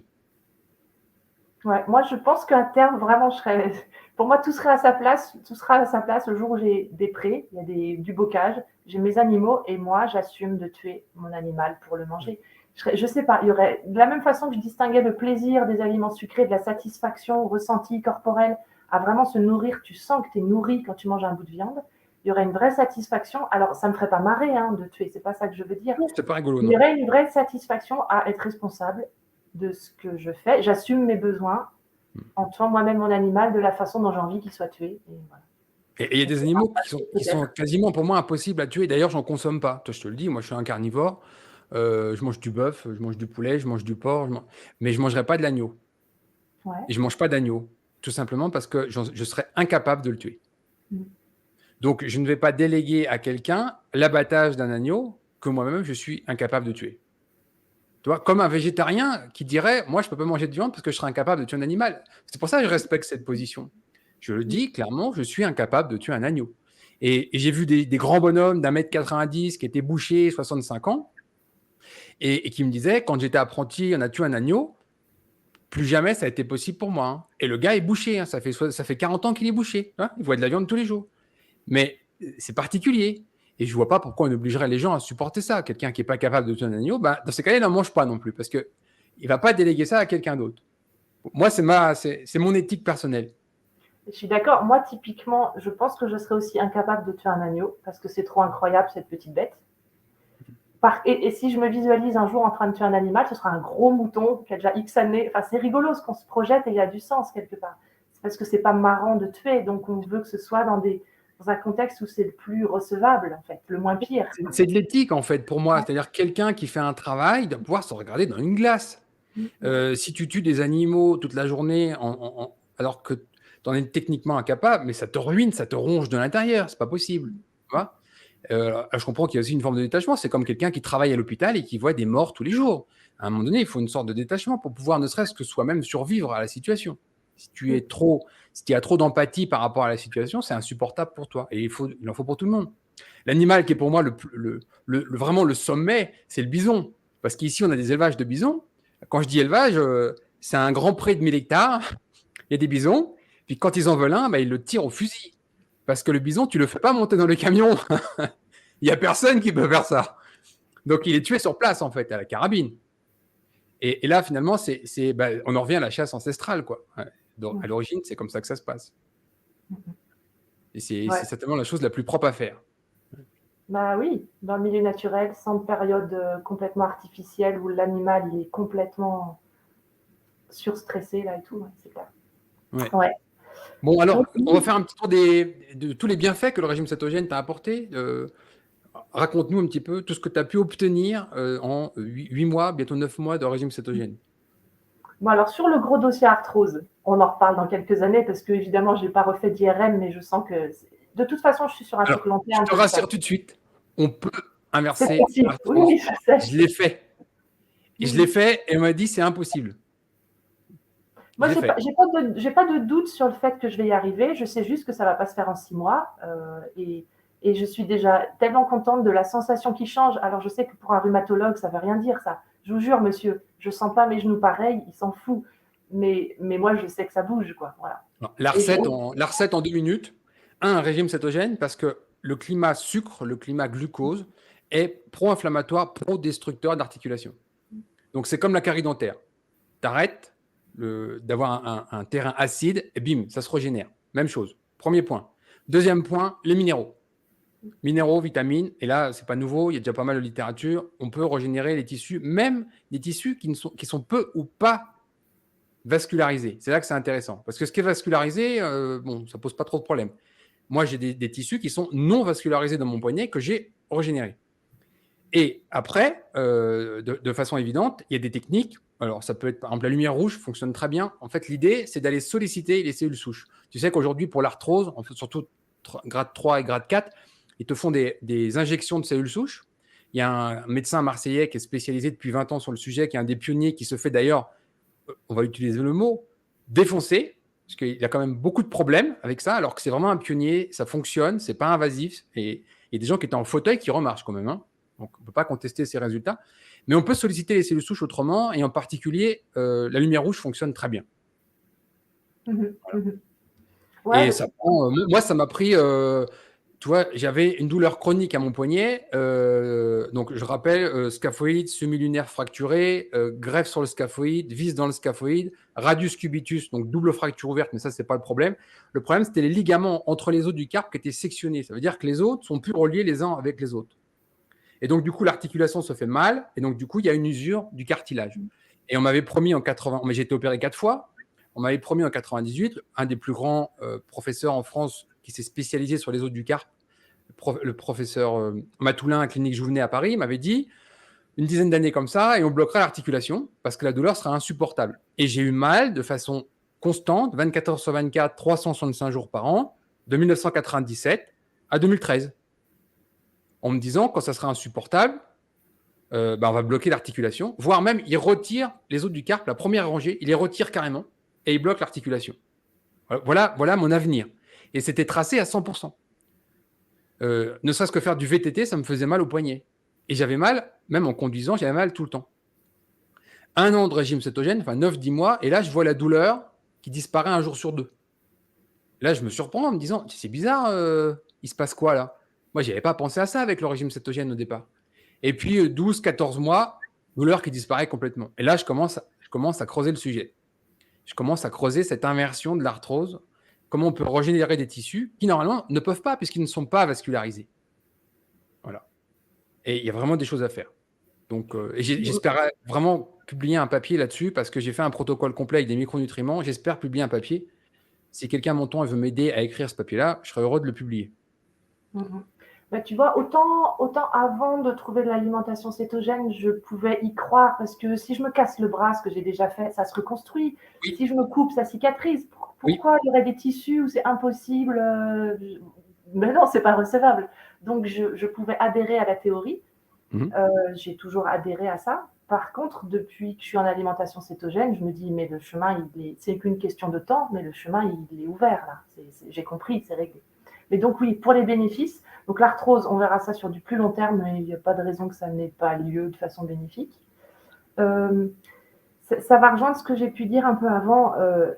Bénéfice énorme, c'est que la question de qu'est-ce que je mange pour digérer bien est réglée. Et quand tu es dessus tous les jours, que ça t'occupe le cerveau tous les jours, tu vois, tu parlais d'une douleur chronique au poignet ou ailleurs, un truc qui est tous les jours là et tu n'as pas de pouvoir dessus, ou tu cherches mais tu n'as pas trouvé, c'est vraiment l'enfer en fait. Enfin, c'est pas marrant.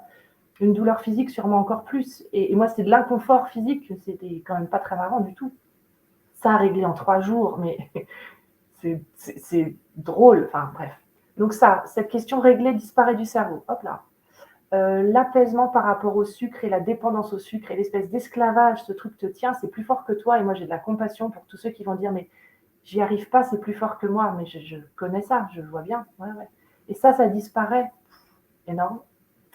Parce que c'est vraiment une reprise de pouvoir sur sa vie. C'est-à-dire que c'est passé de impuissant à puissant. Ah, je pouvais pas, ben maintenant je peux. C'est énorme. Le côté, ça va avec tout ce qui est l'état émotionnel qui s'apaise.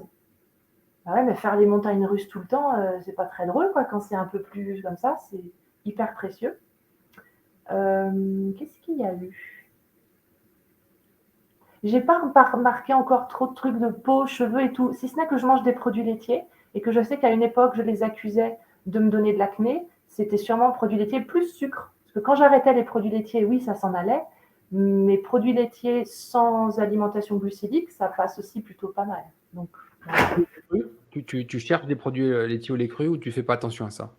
alors, c'est pas évident de trouver du vrai lait cru. Alors, je fais Mhm. du kéfir de lait. Celui que je préfère, que je trouve le plus agréable et qui me donne le plus de satisfaction, c'est du lait de brebis. J'ai du Mhm. mal à trouver du cru. Donc, Mhm. c'est du légèrement pasteurisé. Pour plein d'autres fromages, je peux trouver du au lait cru, il n'y a pas de problème. Et Ouais, les je fromages, c'est plus privilégie facile. quand même pour l'instant, parce que je le sens aussi sur moi, mine de rien, Jersiaise, brebis. C'est là Voilà. où, avec les mois, c'est là où je me dis, mais non, hein, c'est trop bien, je peux me faire Mm. plaisir, il n'y a pas de conséquences. Donc, je suis là-dessus Ouais. pour l'instant. Ouais. Et puis, autre bénéfice. Hum, ouais, ça rejoint un truc que j'ai déjà dit, mais il y a un truc. Peut-être que je n'ai pas beaucoup parlé du côté psycho-émotionnel, enfin, où je ne l'ai pas détaillé, mais typiquement, quand tu es tout le temps stressé, je reprends l'image de la voiture qui est à 2500 tours minute, alors qu'elle est à l'arrêt, mais au réveil, elle est à bas régime, c'est 2500. Tu te crames tout le temps, et ça veut dire aussi que psychiquement, ça va pas. T'arrives pas à construire. Moi, j'étais là, et je suis encore aussi un peu là-dedans, de pas arriver à mettre un pas devant l'autre pour construire une vie qui soit satisfaisante pour soi. Parce qu'il y a une telle pression intérieure, une surresponsabilisation, des tas de trucs psychologiques qui font que la vie ne peut pas être vécue, tout bêtement. Et quand ça, alors ça, c'est pas complètement réglé, mais l'autre jour, j'avais cette image qui me venait. C'est comme être dans l'eau, l'océan est démonté. C'est pas très marrant d'essayer de se maintenir à flot là-dedans. Mais au moment où tu as une bouée, quelqu'un te lance une bouée, mais c'est bon, enfin, t'es encore dans l'océan, tu vois, je suis encore dans la flotte. Mes paramètres, mon rapport à moi-même, à m'en vouloir de tout, à de la culpabilité, des tas de trucs, c'est encore là, mais ça n'a plus rien à voir puisque j'ai une bouée. Et je sais plus dans quel témoignage quelqu'un parlait d'invincibilité. Oui. C'est-à-dire que tu peux être encore dans la merdouille, mais te sentir invincible. C'est-à-dire que ça va aller, en fait. Tu vas t'en sortir, tu le sais. C'est Et se c'est faire vraiment confiance. cette force-là. Et c'est hyper précieux. Pour moi, c'est hyper précieux d'avoir ce point d'appui dans la matière pour quelque chose qui est d'une autre nature, mais n'empêche que ça s'appuie sur un corps qui est... Et je me disais ça aussi l'autre jour, tu sais, en informatique, on va dire ce qui est capable de faire un ordinateur, alors c'est une analogie qui a des limites, parce que la matière n'est pas autoréparante, alors que nous, on l'est, on se coupe, Mhm. on cicatrise, quoi. Mais quand même, dans un ordinateur, pour faire cette analogie, tu as le hardware, tu as le processeur, la carte mère, la RAM, il y a combien là? C'est quoi qui est disponible? Et puis, tu as tout ce qui est le système d'exploitation et les logiciels qui tournent dessus. Et ça, pour moi, c'est un peu le jeu de cartes qu'on te remet quand tu es enfant, notamment. Hein. Tu vas être un enfant stressé ou plutôt détendu et qui croque la vie sans avoir peur de rien et tout. Ça, c'est on va dire le logiciel psychologique. Et sauf que le résultat de l'ordinateur, c'est vraiment la combinaison des deux, quoi. Et Oui. moi, ça me donne vraiment cette impression-là que vous vous sentez faible psychologiquement, je le résume vite, mais mangez du steak. Oui, je Parce suis que vous d'accord. allez faire bouger votre corps, vos hormones, votre système nerveux, tout ça va marcher différemment et ça va être votre point d'appui pour le reste. Ouais. Voilà. Et ça, pour moi, c'est un gros, gros truc. C'est Puis un c'est point pas parce que d'appui c'est un pendant régime la miracle, guerre. hein. C'est vraiment parce qu'on a été designé pour ça. Mm. C'est ça, tu vois, c'est comme vouloir faire, je sais pas moi, installer Windows 3.1 ou 2.5 sur un Mac, quoi. Le Mac, il a été designé pour quelque chose et le PC, il a été designé pour autre chose. Et aujourd'hui, on a voulu installer le régime riche en glucides sur du hardware qui est designé pour un régime principalement carnivore. Donc, du coup, il y a plein de problèmes.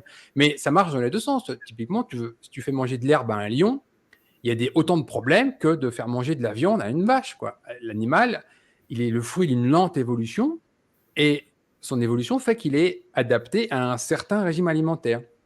Et aujourd'hui, l'industrie au sens large, les médias, etc., veulent nous faire croire qu'on est adapté à quelque chose pour lequel on n'est pas adapté. Et on a beaucoup de pathologies qui sont vraiment liées à cette incompréhension, à ce problème, à ce mensonge. Mhm. Quand on voit par exemple la nouvelle viande qu'ils veulent nous faire synthétique, là, faut bien comprendre que c'est techniquement de la viande cancéreuse qu'ils veulent nous faire manger. Hein. Faut être clair. C'est une viande avec des cellules immortelles qui se reproduisent infiniment. C'est la définition même de la cellule cancéreuse. Donc, il faudrait arrêter avec ça. Il n'y a pas de recul, on n'a pas été designé pour ça. On n'a pas 2,5 millions, voire 8 millions d'évolution, 8 millions d'années d'évolution pour manger ça comme ça en claquant des doigts. Donc, il faut arrêter. C'est comme les insectes, c'est comme ces choses-là. Oui, il y a des populations ancestrales qui consommaient des insectes dans leur alimentation. On a forcément tous mangé en 2,5 millions d'années quand il n'y avait pas de nourriture. Mais ce n'est pas quelque chose qui a été fait dans des élevages intensifs avec une sélection génétique, etc. On est dans autre chose. Là, il faut revenir à des fondamentaux simples. Et le régime cétogène, ce n'est pas un régime miracle. Ce n'est pas sorti de la tête de je ne sais pas quelle société marketing. C'est juste qu'on est designé pour ça depuis au moins 2,5 millions d'années, quoi. Oui, et tu le sens tout de suite quand tu es au glucides beaucoup. Et en fait, c'est très fragilisant et déstabilisant, les glucides, en fait. Et quand tu les enlèves, bah, tu retrouves juste l'état normal qui était là avant déstabilisation et tout, quoi. Mais ce qui est dingue, en fait, c'est de voir le nombre de témoignages différents avec des bienfaits différents spécifiques. Toi, j'ai interviewé Bruno il y a quelques jours, et là, il me disait, lui, c'est les TOC qui ont disparu. Alors qu'il pensait même, il était aussi très anxieux, grosse pression, etc. Et en quelques jours, hop, c'est pareil, ça disparaît. Mais il s'y attendait même pas. C'était presque une surprise. Donc, il y a plein de petits problèmes comme ça qui disparaissent finalement sans qu'on les cherche spécifiquement parce qu'on s'imaginait même pas pouvoir en sortir. Et c'est marrant parce que tout pointe au même endroit, cette idée qu'on est fait pour un certain type d'alimentation, un certain environnement de vie, une certaine hygiène de vie, le jour, la nuit. Moi, j'ai encore un gros truc à régler là-dessus, mais c'est évident. Enfin, si les jours tout le temps sur la planète, les plantes meurent en 3 jours, je pense. C'est fini. Il n'y a plus de nuit, c'est fini, quoi. Et tout va au même endroit, tu vois, pour rejoindre un peu tout le côté psycho-émotionnel, l'alimentation, le mouvement. On n'en a pas parlé, tu vois, mais moi, c'est pareil. J'ai un truc à récupérer là qui est hyper précieux. Je me rappelle envoyer il y a quelques temps de ça à ma sœur un espèce de récap pour dire mais regarde, il y a quelque chose à comprendre là parce que dans des données que j'avais lues sur la reconstruction de dentines secondaires suite à des post-caries, etc., j'avais lu ça il y a 5-10 ans, tu vois. Et j'ai toujours gardé des notes de choses un peu partout. Donc, je regarde la conclusion qui a été tirée, c'est manger des abats, manger des œufs, manger du chou, et puis vous reconstruisez votre carie, et puis il va se régler, quoi. Et puis regarde là, dans tel domaine, pour les gens qui sont faibles au plan nerveux, ils disent manger du foie, enfin tu vois, tout le monde à certains endroits aboutit aux mêmes conclusions. Ça dit quelque chose quand même. Et là récemment, c'était il y a moins de 15 jours, c'est une américaine ou une canadienne, je ne sais pas, que j'ai trouvé, elle parle du syndrome, enfin des états post-traumatiques chroniques qu'on peut tenir depuis l'enfance, c'est-à-dire que tu n'as pas vécu un attentat qui t'a déstabilisé, mais tu as vécu un climat de stress permanent où le système nerveux n'a jamais pu se détendre et puis tu es une pile électrique tout le temps. Et donc, elle s'adresse aux gens qui sont dans ce contexte-là et dans sa liste des trucs où il ne faut pas se rater parce que ça joue un vrai rôle dans un rééquilibrage du système nerveux, elle dit, bon, évidemment, il faut dormir votre compte d'heures la nuit. Et puis, elle dit, elle ne se rend pas compte, elle en a, je ne pense pas, la compréhension métabolique, mais elle dit, ne démarrez jamais avec un petit-déj avec du sucré au goût ou du farineux. Elle dit floury en anglais. Tout ce qui est à base de farine, pas de pain, pas de donuts, pas... Elle dit ça parce que votre journée va être foutue en l'air. Si vous êtes déjà sensible au niveau nerveux, anxiété, vous venez de condamner votre journée. Et donc, elle dit, vous partez sur des protéines. Et tu vois, elle met ça dans les 10 points où il ne faut pas se rater, les 10 points de vigilance. Elle ne se rend pas compte, mais elle est en train de dire... c'est biochimiquement expliqué. Il y a une vraie boucle avec la sérotonine et la dopamine. Il y a un vrai problème d'accumulation de sérotonine. Et la dopamine, elle est centrale dans le principe de récompense, totalement liée aux glucides. Et donc, du coup, commencer à dire votre petit déjeuner, prenez des cornflakes, du jus d'orange, du pain avec de la confiture. Et c'est une bombe. Bonne chance. Bombe. Mais franchement, une bombe. Mais non, mais les gens ne s'en rendent pas compte parce que tout le monde pense faire bien. Tu vas dans n'importe quel bel hôtel, tu as un buffet le matin, tu as pris une chambre à 200 €. Là, tu as un magnifique buffet. En fait, 95% de ce qu'il y a dans le buffet, tu n'es pas censé le manger. C'est ça le problème. C'est-à-dire, c'est vraiment sociétal. Et tu vas avoir un beau petit déjeuner avec cornflakes, jus d'orange, des fruits, du pain et de la confiture. Et même un nutritionniste aujourd'hui va te dire « Ah, c'est bien, vous avez bien équilibré votre petit déjeuner ».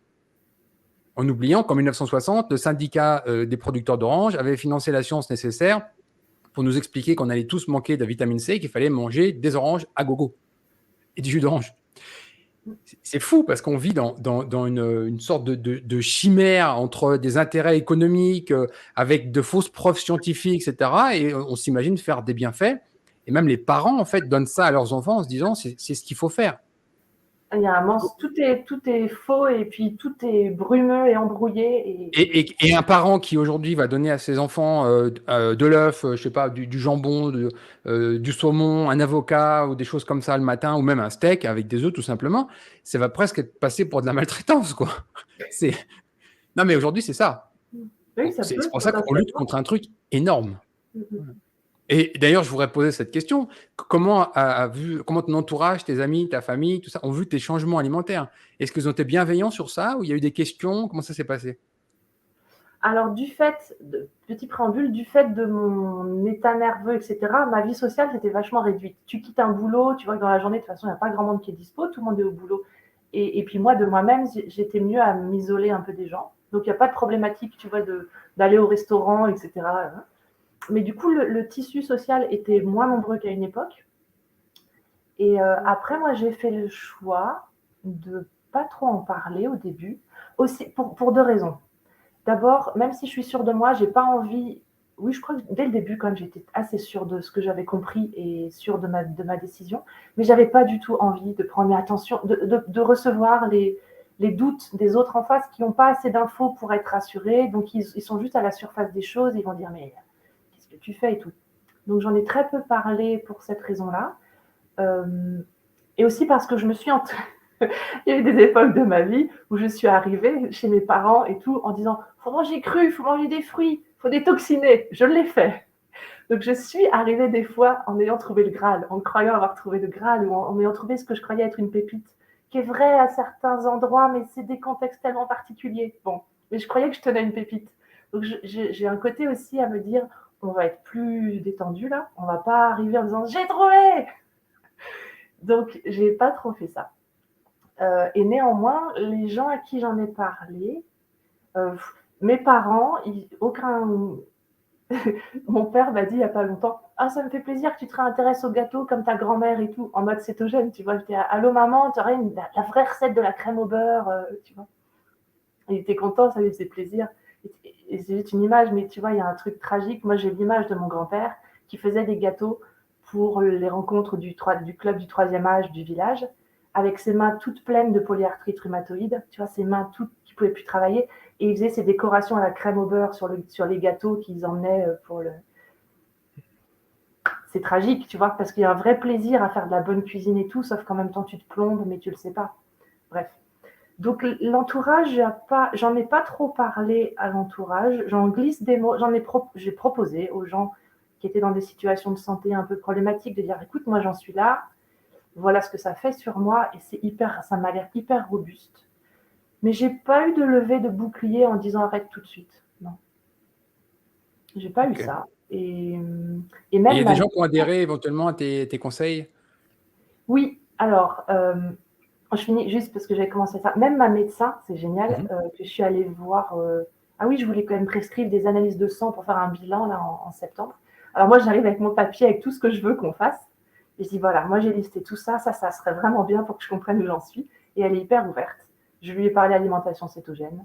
Je lui ai expliqué comment j'avais compris que j'étais en fausse hyperthyroïdie, mais c'est une hypothyroïdie parce que tac, tac, tac. Et elle prend mes papiers, elle dit mais c'est super ce que tu fais le boulot de recherche que j'ai pas le temps de faire. Donne, je fais une photocopie, tu vois. Elle photocopie derrière elle et puis. Donc j'ai même pas eu de problème du côté médical, mais je sais que c'est une exception, hein, vraiment. Je suis juste chanceuse à cet endroit-là. Et les gens à qui j'ai pu en parler, qui ont été convaincus, oui. Alors, quelques personnes ici et là, mais c'est déjà des gens qui sont soit curieux de la santé, de la longévité, ils sont ouverts d'esprit. Je crois que dans le milieu plutôt qui est déjà convaincu de l'histoire de l'importance du végétal, c'est vachement plus compliqué. Et des amis qui sont retraités, qui ont 75-80 ans, Ça, c'était au mois d'août dernier. Ça, c'était trop bien. Ça rejoint l'histoire de l'impuissance versus avoir la capacité de faire quelque chose avec sa situation. J'étais chez eux et puis dans la discussion, on m'explique qu'il y a de l'insuline dans le frigo et que là, ça fait un mois qu'elle y est. Il faudra appeler l'infirmière pour prendre rendez-vous parce que le médecin a dit là, maintenant, monsieur, il faut y aller, quoi. Ça fait des années que vous êtes sous traitement, mais là, il faut passer à l'insuline. Et de pouvoir dire, attendez, si tu n'as pas envie d'y aller, moi, j'ai quelque chose à te proposer. Et j'ai passé une demi-journée, grosse demi-journée avec eux à tout expliquer. Et pareil, ils ont fait un trinôme, ils se sont embarqués à 3 dans le truc. Les parents retraités et la fille. Et on est 2 mois après et ils disent vive l'ACETO. Voilà, c'est le dernier mail que j'ai eu, ça disait en grosses lettres capitales vive l'ACETO, point d'exclamation. Donc la glycémie a, j'imagine, baissé, A1C a dû baisser, il n'y a plus besoin d'insuline. Ouais. Tout bien. Et donc il avait, la personne en question qui était sous l'épée de Damoclès de l'insuline, là, en fait, je savais pas moi comment ça marche, mais ça fait un business de folie. Il y a un rendez-vous trimestriel avec le médecin. Analyse de sang, où est-ce qu'on en est? Ah ben on augmente la dose. Enfin, pour soi-disant ajuster, mais si tu changes pas l'alimentation, tu passes ton temps à augmenter, quoi. Et donc, ils ont commencé, on va dire, au 15 août. Tout début octobre, il y avait une analyse de sang. Donc, ils avaient quoi? 1 mois et demi d'alimentation cétogène derrière eux. Toutes les courbes, les triglycérides, tout point d'inflexion, la courbe, elle change.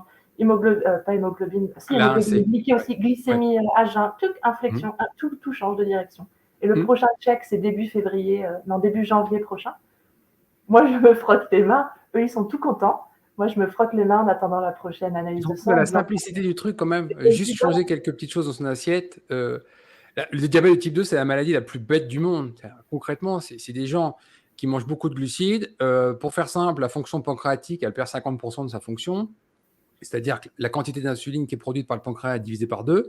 Donc, du coup, on se retrouve à pas suffisamment d'insuline pour la quantité de glucides que les gens mangent. Du coup, on donne des médicaments pour faire baisser la glycémie, typiquement la metformine, on commence par ça. Et puis après, ça ne marche pas assez. Donc, les gens, ils mangent toujours autant de glucides, comme tu le disais tout à l'heure, 5 grammes dans la circulation sanguine, 250 à 350 grammes dans l'assiette. Ah, mais monsieur, il va falloir vous piquer l'insuline parce que vous n'en produisez pas assez. Et là, c'est l'insuline à vie avec tous les problèmes qui vont avec parce qu'il y a toujours une hyperglycémie. L'A1C, donc la protéine glyquée, l'hémoglobine glyquée, est responsable des pathologies cardiovasculaires. Et puis, il y a les problèmes de l'insuline en tant que telle qui est plutôt toxique et en plus qui est toujours relativement en retard. Il y a 2 types d'insuline injectées, une lente et une rapide. Bon, mais ça ne va jamais, ça ne remplace pas un pancréas. Alors que de l'autre côté, on a le régime cétogène. En quelques mois, la glycémie revient à la normale, la glycémie à jeun. La production d'insuline est largement suffisante pour le régime cétogène. L'hémoglobine glyquée descend. La glycémie à jeun descend. Réglé. Plus de problème, c'est fini. À vie, il n'y a pas de problème. Et tous les à côté qui changent aussi, parce que tu vois, pour les personnes dont je parle, au bout d'1 mois, chacun avait à dire le bénéfice surprise en plus, du type j'avais mal j'avais mal partout quand j'arrivais au premier étage à la chambre à coucher. C'était pas, non, maintenant ça grimpe comme un lapin. Une autre personne, voilà, c'était une espèce de réaction dermatologique, enfin, je ne sais pas ce que c'était, du psoriasis ou autre chose, disparu en 1 mois. Enfin, c'est vraiment. Mais ce qui est fou, en fait, c'est de se réapproprier la solution. Ah, j'ai la solution, en fait. C'est bon. Voilà. C'est-à-dire que pour les gens, ils ont une seule opportunité de mettre vraiment le doigt sur le carburant de tous les problèmes. Les glucides. Ils retirent les glucides et ils retirent les problèmes. Et les gens sont confrontés tout le temps à la même chose. Quand on a des problèmes à 50, 60, 70 ans, hyperglycémie, donc du coup, on a des problèmes cardiovasculaires, on a des problèmes d'hypertension, de rétention d'eau, de migraines, des problèmes de peau, des problèmes d'inflammation chronique un peu partout. Donc, ça peut être de l'arthrose, ça peut prendre plein de formes. C'est tout le temps la même chose. C'est une sorte de problème métabolique qui a comme seul carburant la surconsommation de glucides que nous avons en Occident. On retire ça, on retire les problèmes. Et tu vois, aux États-Unis, c'est pire parce qu'ils ont fait pratiquement un business pour chaque pathologie. Et j'en parle souvent parce que moi, ça me choque quand je vois des établissements qui sont mis entre des supermarchés. Donc, à droite, tu as McDo, à gauche, tu as tel supermarché. Et tu as des chaînes qui sont spécialisées pour les gens qui sont en insuffisance rénale à cause de leur diabète. Ils vont se faire leur dialyse 4, 5 fois par semaine, tranquillement, comme s'ils allaient au supermarché, quoi. Et personne ne leur a dit que le régime cétogène inverse ça, y compris des dégradations importantes des reins. On peut les inverser quand on passe sur un régime cétogène depuis quelques mois ou quelques années. C'est Le fou. niveau de schizophrénie du truc, quoi. Ouais. Le niveau de schizophrénie du truc. Et tu parles justement de schizophrénie, même pour les pathologies Oui, par exemple. psychiatriques, on a des études, j'espérais interviewer un Français qui est à Toulouse, qui voulait créer une clinique métabolique pour les maladies psychiatriques. Malheureusement, il va être indisponible les prochains mois, donc peut-être ça se fera en 2024. Mais ces deux autres co-auteurs sont américains, donc je ne vais pas les faire parler en anglais, ça ne sert à rien. Mais c'était intéressant. Et je vais, tu vois, à l'autre bout du spectre, le régime cétogène est largement utilisé pour l'obésité. On inverse l'obésité, on fait perdre du poids massivement aux gens grâce au régime cétogène. Mais à l'autre bout du spectre, inverser l'anorexie mentale. Quel est le régime alimentaire qui a scientifiquement fait ses preuves pour inverser les deux extrémités? Voilà. Donc, considérez. J'ai fait une vidéo qui était un peu longue de 2 heures avec 72 pathologies expliquées sur le régime cétogène. Qu'est-ce que le régime cétogène, de façon scientifique et documentée, peut faire pour 72 pathologies? Mais il y en a encore beaucoup plus. Il y a plein de maladies rares. J'ai des études scientifiques où il y a 50 personnes touchées dans le monde. Il n'y a aucun traitement. Puis il y a un médecin qui se dit, bah finalement, si on intervient avec la cétose nutritionnelle, est-ce qu'on peut faire quelque chose? Et hop, bim, il produit une étude de cas. Les gens étaient désespérés, il n'y avait pas de solution. Par exemple, j'avais expliqué que dans les cellules, il y a des portes d'entrée pour que le glucose rentre, on appelle ça des GLUT. Et donc, le GLUT1 deficiency, c'est une mutation génétique qui rend le sucre, le glucose ne peut pas rentrer dans la cellule à cause de cette mutation génétique. Et ben, les corps cétoniques prennent le relais. C'est des maladies très rares, ça touche peu de gens dans le monde. L'industrie pharmaceutique n'a pas vraiment intérêt à financer ça. Et c'est venu au secours de ces gens-là. Il y a beaucoup d'études sur ça, ce syndrome avec le régime cétogène. Et je peux vous citer des centaines d'exemples comme ça. Donc le régime cétogène, je ne vois pas dans quel cas il ne peut rien faire pour vous. Tout le monde a y gagné, clairement. Que ce soit ne serait-ce que la longévité, l'absence de rhume hivernaux avec une meilleure immunité, tout le monde a y gagné. C'est rigolo parce que c'est comme ça que je le formule des fois. Je dis, je suis désolée, ça a un côté baguette magique, mais c'est juste que comme c'est le retour à la naturalité première, ça marche pour tout le monde. C'est comme ça. Et je le dis comme ça, je dis, je ne vois aucune situation où ce ne soit pas bénéfique. Et je ne vois pas. Et c'est pas une baguette magique, c'est le retour à la naturalité première. Je vais te remettre à l'herbe. Et c'est pas un régime miracle, c'est celui qui a été fait pour toi. Voilà. C'est encore mieux résumé. Voilà. Ouais, du coup, oui, cette étude, elle rejoint ce que je disais, l'étude sur du monsieur à Toulouse, là, du médecin à Toulouse sur les problèmes psychiatriques. Les bipolaires, les schizophrènes, et en plus des trucs lourds. Et tu vois que ça revient à notre espèce d'analogie qui est limitée, mais sur l'histoire de l'ordinateur, quoi. Forcément, quand tu bouges le corps, tu n'as pas les mêmes neurotransmetteurs, tu n'as pas le même fonctionnement. Bah, évidemment, ça remet tout bien. C'est un changement de carburant radical pour le cerveau. On passe jusqu'à 81% en corps cétonique, en remplacement du glucose. Et c'est un changement hormonal derrière, avec toutes les hormones qui sont dirigées. Donc, par exemple, au niveau des GABA, il y a un rééquilibrage complet au niveau, on va dire, des neurotransmetteurs qui vont plus sur l'apaisement plutôt que sur la surexcitation. Et c'est ce qui a été mis en évidence, par exemple, pour les cas d'autisme, les études scientifiques qui ont étudié le régime cétogène sur l'autisme, avec une recomposition du microbiote et un rééquilibrage des neurotransmetteurs. C'est ce que les études ont mis en évidence. Ouais. C'est passionnant. Du coup, oui, il y a un côté, tu as envie d'en parler à tout le monde, quelle que soit la problématique. Tu as les ongles cassants, mange cétogène, tu vois, j'allais dire, pour tout, quoi. Et après, on n'a pas parlé des micronutriments. Tu sais que c'est mon cheval de bataille parce que là, on a parlé en gros, pour faire simple, des macronutriments. Hein. Mais quand on commence à creuser et qu'on regarde les micronutriments, c'est un carnage. Vraiment un carnage. Que ce soit l'iode, que ce soit la vitamine D, que ce soit le magnésium, etc. Les populations occidentales sont largement carencées en tout. Et quand on veut vraiment aller au bout de son objectif, il faut considérer aussi les micronutriments, comme considérer le sommeil. C'est très bien que je suis très arc-bouté là-dessus parce que c'est des briques en fait qu'on vient juxtaposer et à la fin on fait un mur, le mur de la santé. Et s'il y a une brique ou deux briques qui manquent, le mur il s'écroule. Donc il faut tout considérer. C'est clair que c'est tout, ou rien, ou tout un peu à moitié, quoi. Tu as raison d'insister. Ça me fait penser à hier, avant-hier, je parlais avec mon père parce que mes parents n'ont pas encore embarqué dans le truc. Alors j'aimerais beaucoup, moi, quand je vois le tableau général, je me dis mais c'est vraiment la double peine d'avoir été écrabouillé par le système. Donc, tu as vécu toute ta vie dans le stress, ça t'use 3 fois plus vite que normalement. Et puis en plus, tu crois bien faire, mais tu n'as pas de solution, quoi. Tu subis la lente dégradation. Voilà. Et je lui disais ça l'autre jour au téléphone, que les études enfin, le médecin là, qui a bossé sur les oligo-éléments pour l'arthrose, tout un bouquin que je suis en train de finir de lire, c'était dans les années 60. Et il se rend compte, en fait, qu'en filant des minéraux, des oligo-éléments, il fait sa petite étude clinique maison en renvoyant les gens après une cure thermale, certains avec un soutien minéral pendant 1 an et d'autres non. Puis il voit et il constate qu'il inverse des arthroses.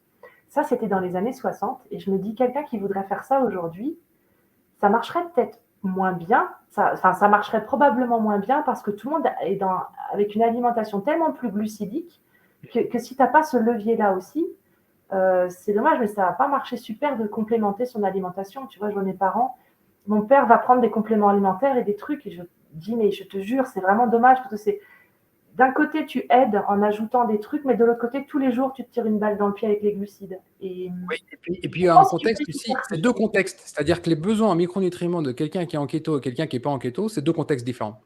Et je vais te donner un exemple, juste un, avec l'iode.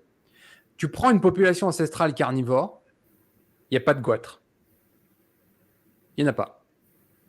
Donc les gens sont en carnivore, ils consomment peu d'iode et il n'y a pas de goitre. Et à côté de ça, tu as des populations qui se sont tournées relativement ancestrales, parce qu'on est plutôt sur de l'agriculture primaire. Tu as des goitres à gogo avec des goitres comme ça et des besoins d'iode qui sont au plafond. Et en fait, les besoins en iode, les surbesoins en iode sont totalement dépendants des glucides. C'est pour ça que le bilan thyroïdien d'une personne qui est en keto avec quelqu'un qui n'est pas en keto, rien à voir. Rien. C'est 2 fonctionnements totalement différents. C'est comme comparer un véhicule diesel et un véhicule essence. 2 moteurs différents. Et ça marche pour tous les micronutriments. Les besoins en micronutriments sont totalement différents. Typiquement, je donne aussi l'exemple de la vitamine C. Quelqu'un qui est d'un régime riche en glucides, les besoins en vitamine C sont massifs. Quelqu'un qui est en carnivore diète stricte, on est proche de 0. Ce que tu vas avoir comme vitamine C dans les tissus animaux, c'est suffisant. Tu vois ? Donc, ça n'a rien à voir. C'est pour ça que les niveaux, qu'on te dit, les RDA, les niveaux minimums à absorber, etc., en fait, il faut tout mettre à la poubelle parce que tout ça, c'est calibré pour une alimentation occidentale riche en glucides. Dès lors que tu passes en keto, c'est très différent. Mais je suis d'accord avec toi que pour lutter contre certaines carences alimentaires en micronutriments, le contexte est super important. Et disons qu'il va falloir des doses ultra massives dans un contexte très riche en glucides, alors que des niveaux beaucoup plus bas vont être suffisants dans un régime keto. Ouais. Donc oui, on était juste là-dessus avant, le côté des gens que j'ai pu influencer ou quoi, mes parents pas encore. Et c'est vraiment marrant parce que c'est une histoire de ne pas se rendre compte comment c'est de l'autre côté du mur. Il suffit de passer de l'autre. Je suis la première à le dire, je n'aurais jamais pensé que ça m'aurait fait cet effet-là au bout de 3 jours dans ma cuisine, à me dire ah bah merde, j'ai l'impression que ma vie va être différente maintenant. Tant que tu n'as pas fait l'expérience de ce truc-là qui est quand même hyper puissant, ou de tes douleurs qui disparaissent en 3 semaines, et qu'avant tu peinais tous les jours, tous les matins, tu vois. Donc je pense qu'on mesure pas, beaucoup de gens ne mesurent pas que ça pourrait être différent parce que c'est aussi, enfin il est aussi tellement tout le temps répété que bah, c'est comme ça. Mais mes parents, ils vont y venir, je le sens.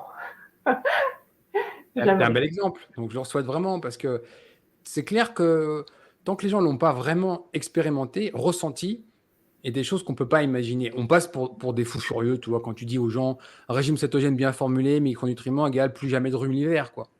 Alors, moi, j'avais tout le temps, comme tout le monde, en fait, tous les hivers, les gens, ils toussent, ils éternuent, ils ont le nez qui coule, etc. Et c'est devenu tellement normal. Tu passes en keto, la première année, un hiver, rien. Tu te dis, tiens, c'est bizarre, cette année, j'ai eu de la chance. L'hiver suivant, rien. Ouais. Et moi, ça fait 10 ans maintenant. Bah, j'ai pas des super pouvoirs, c'est juste que j'ai arrêté de saper mon immunité avec des apports massifs de glucides. Et ça, c'est l'état normal pour les êtres humains. Mais ne serait-ce que de dire ça, tu passes pour un extraterrestre. Hein. Et tant que les gens ne l'ont pas expérimenté par eux-mêmes, ils n'y croient pas. C'est trop beau pour être vrai, quoi. Mais bon, il faut expliquer, et puis après, chacun fait son chemin, mais il y a un truc, oui, il y a un côté, mais bon, ça c'est perso, il y a un côté frustrant potentiellement à se dire, merde, là, je peux pas aider, la personne, elle n'y va pas, mais bon, voilà. Ouais. Comme ça. Je vais te laisser le mot de la fin. Qu'est-ce que tu voudrais dire aux gens qui hésitent encore à passer du côté obscur de la force? Vas-tu réussir à laisser le mot de la fin, Ulrich? Oui, aujourd'hui, je me concentre. Je ne dis rien après. Alors, je vais me faire comme challenge de remettre un sujet qui renvoie vers autre chose. Non. Le mot de la fin. Ceux qui hésitent, Ceux qui hésitent, ça veut dire qu'ils ont déjà l'info. Franchement, il y a quoi à risquer? Enfin, je pense, qu'est-ce qui pourrait faire qu'on hésite? On croit que ça va être compliqué. Pour moi, ça a tout simplifié. Donc, c'est pas vrai que ça complique. Peut-être qu'il y a des gens pour qui, si on est habitué à acheter des plats tout prêts et à mettre dans le micro-ondes, ça va être différent. Moi, j'avais pas cet écueil-là. J'ai jamais été influencée par ça. Mais non, je pensais à ça aujourd'hui en plus, en faisant cuire de la viande. Je me disais, c'est plus rapide de se faire griller une viande aller-retour que de faire cuire des pâtes. Donc, franchement, non mais c'est vrai, croire que ça complexifie, c'est pas vrai. Ça change des habitudes, oui. Et au début, on est comme moi chez le boucher, qu'est-ce que je vais prendre? Mais ça, c'est pas grave. C'est pas vrai que ça complexifie. Pour moi, ça a tout simplifié. Ça a été hyper agréable. Je veux pas revenir en arrière.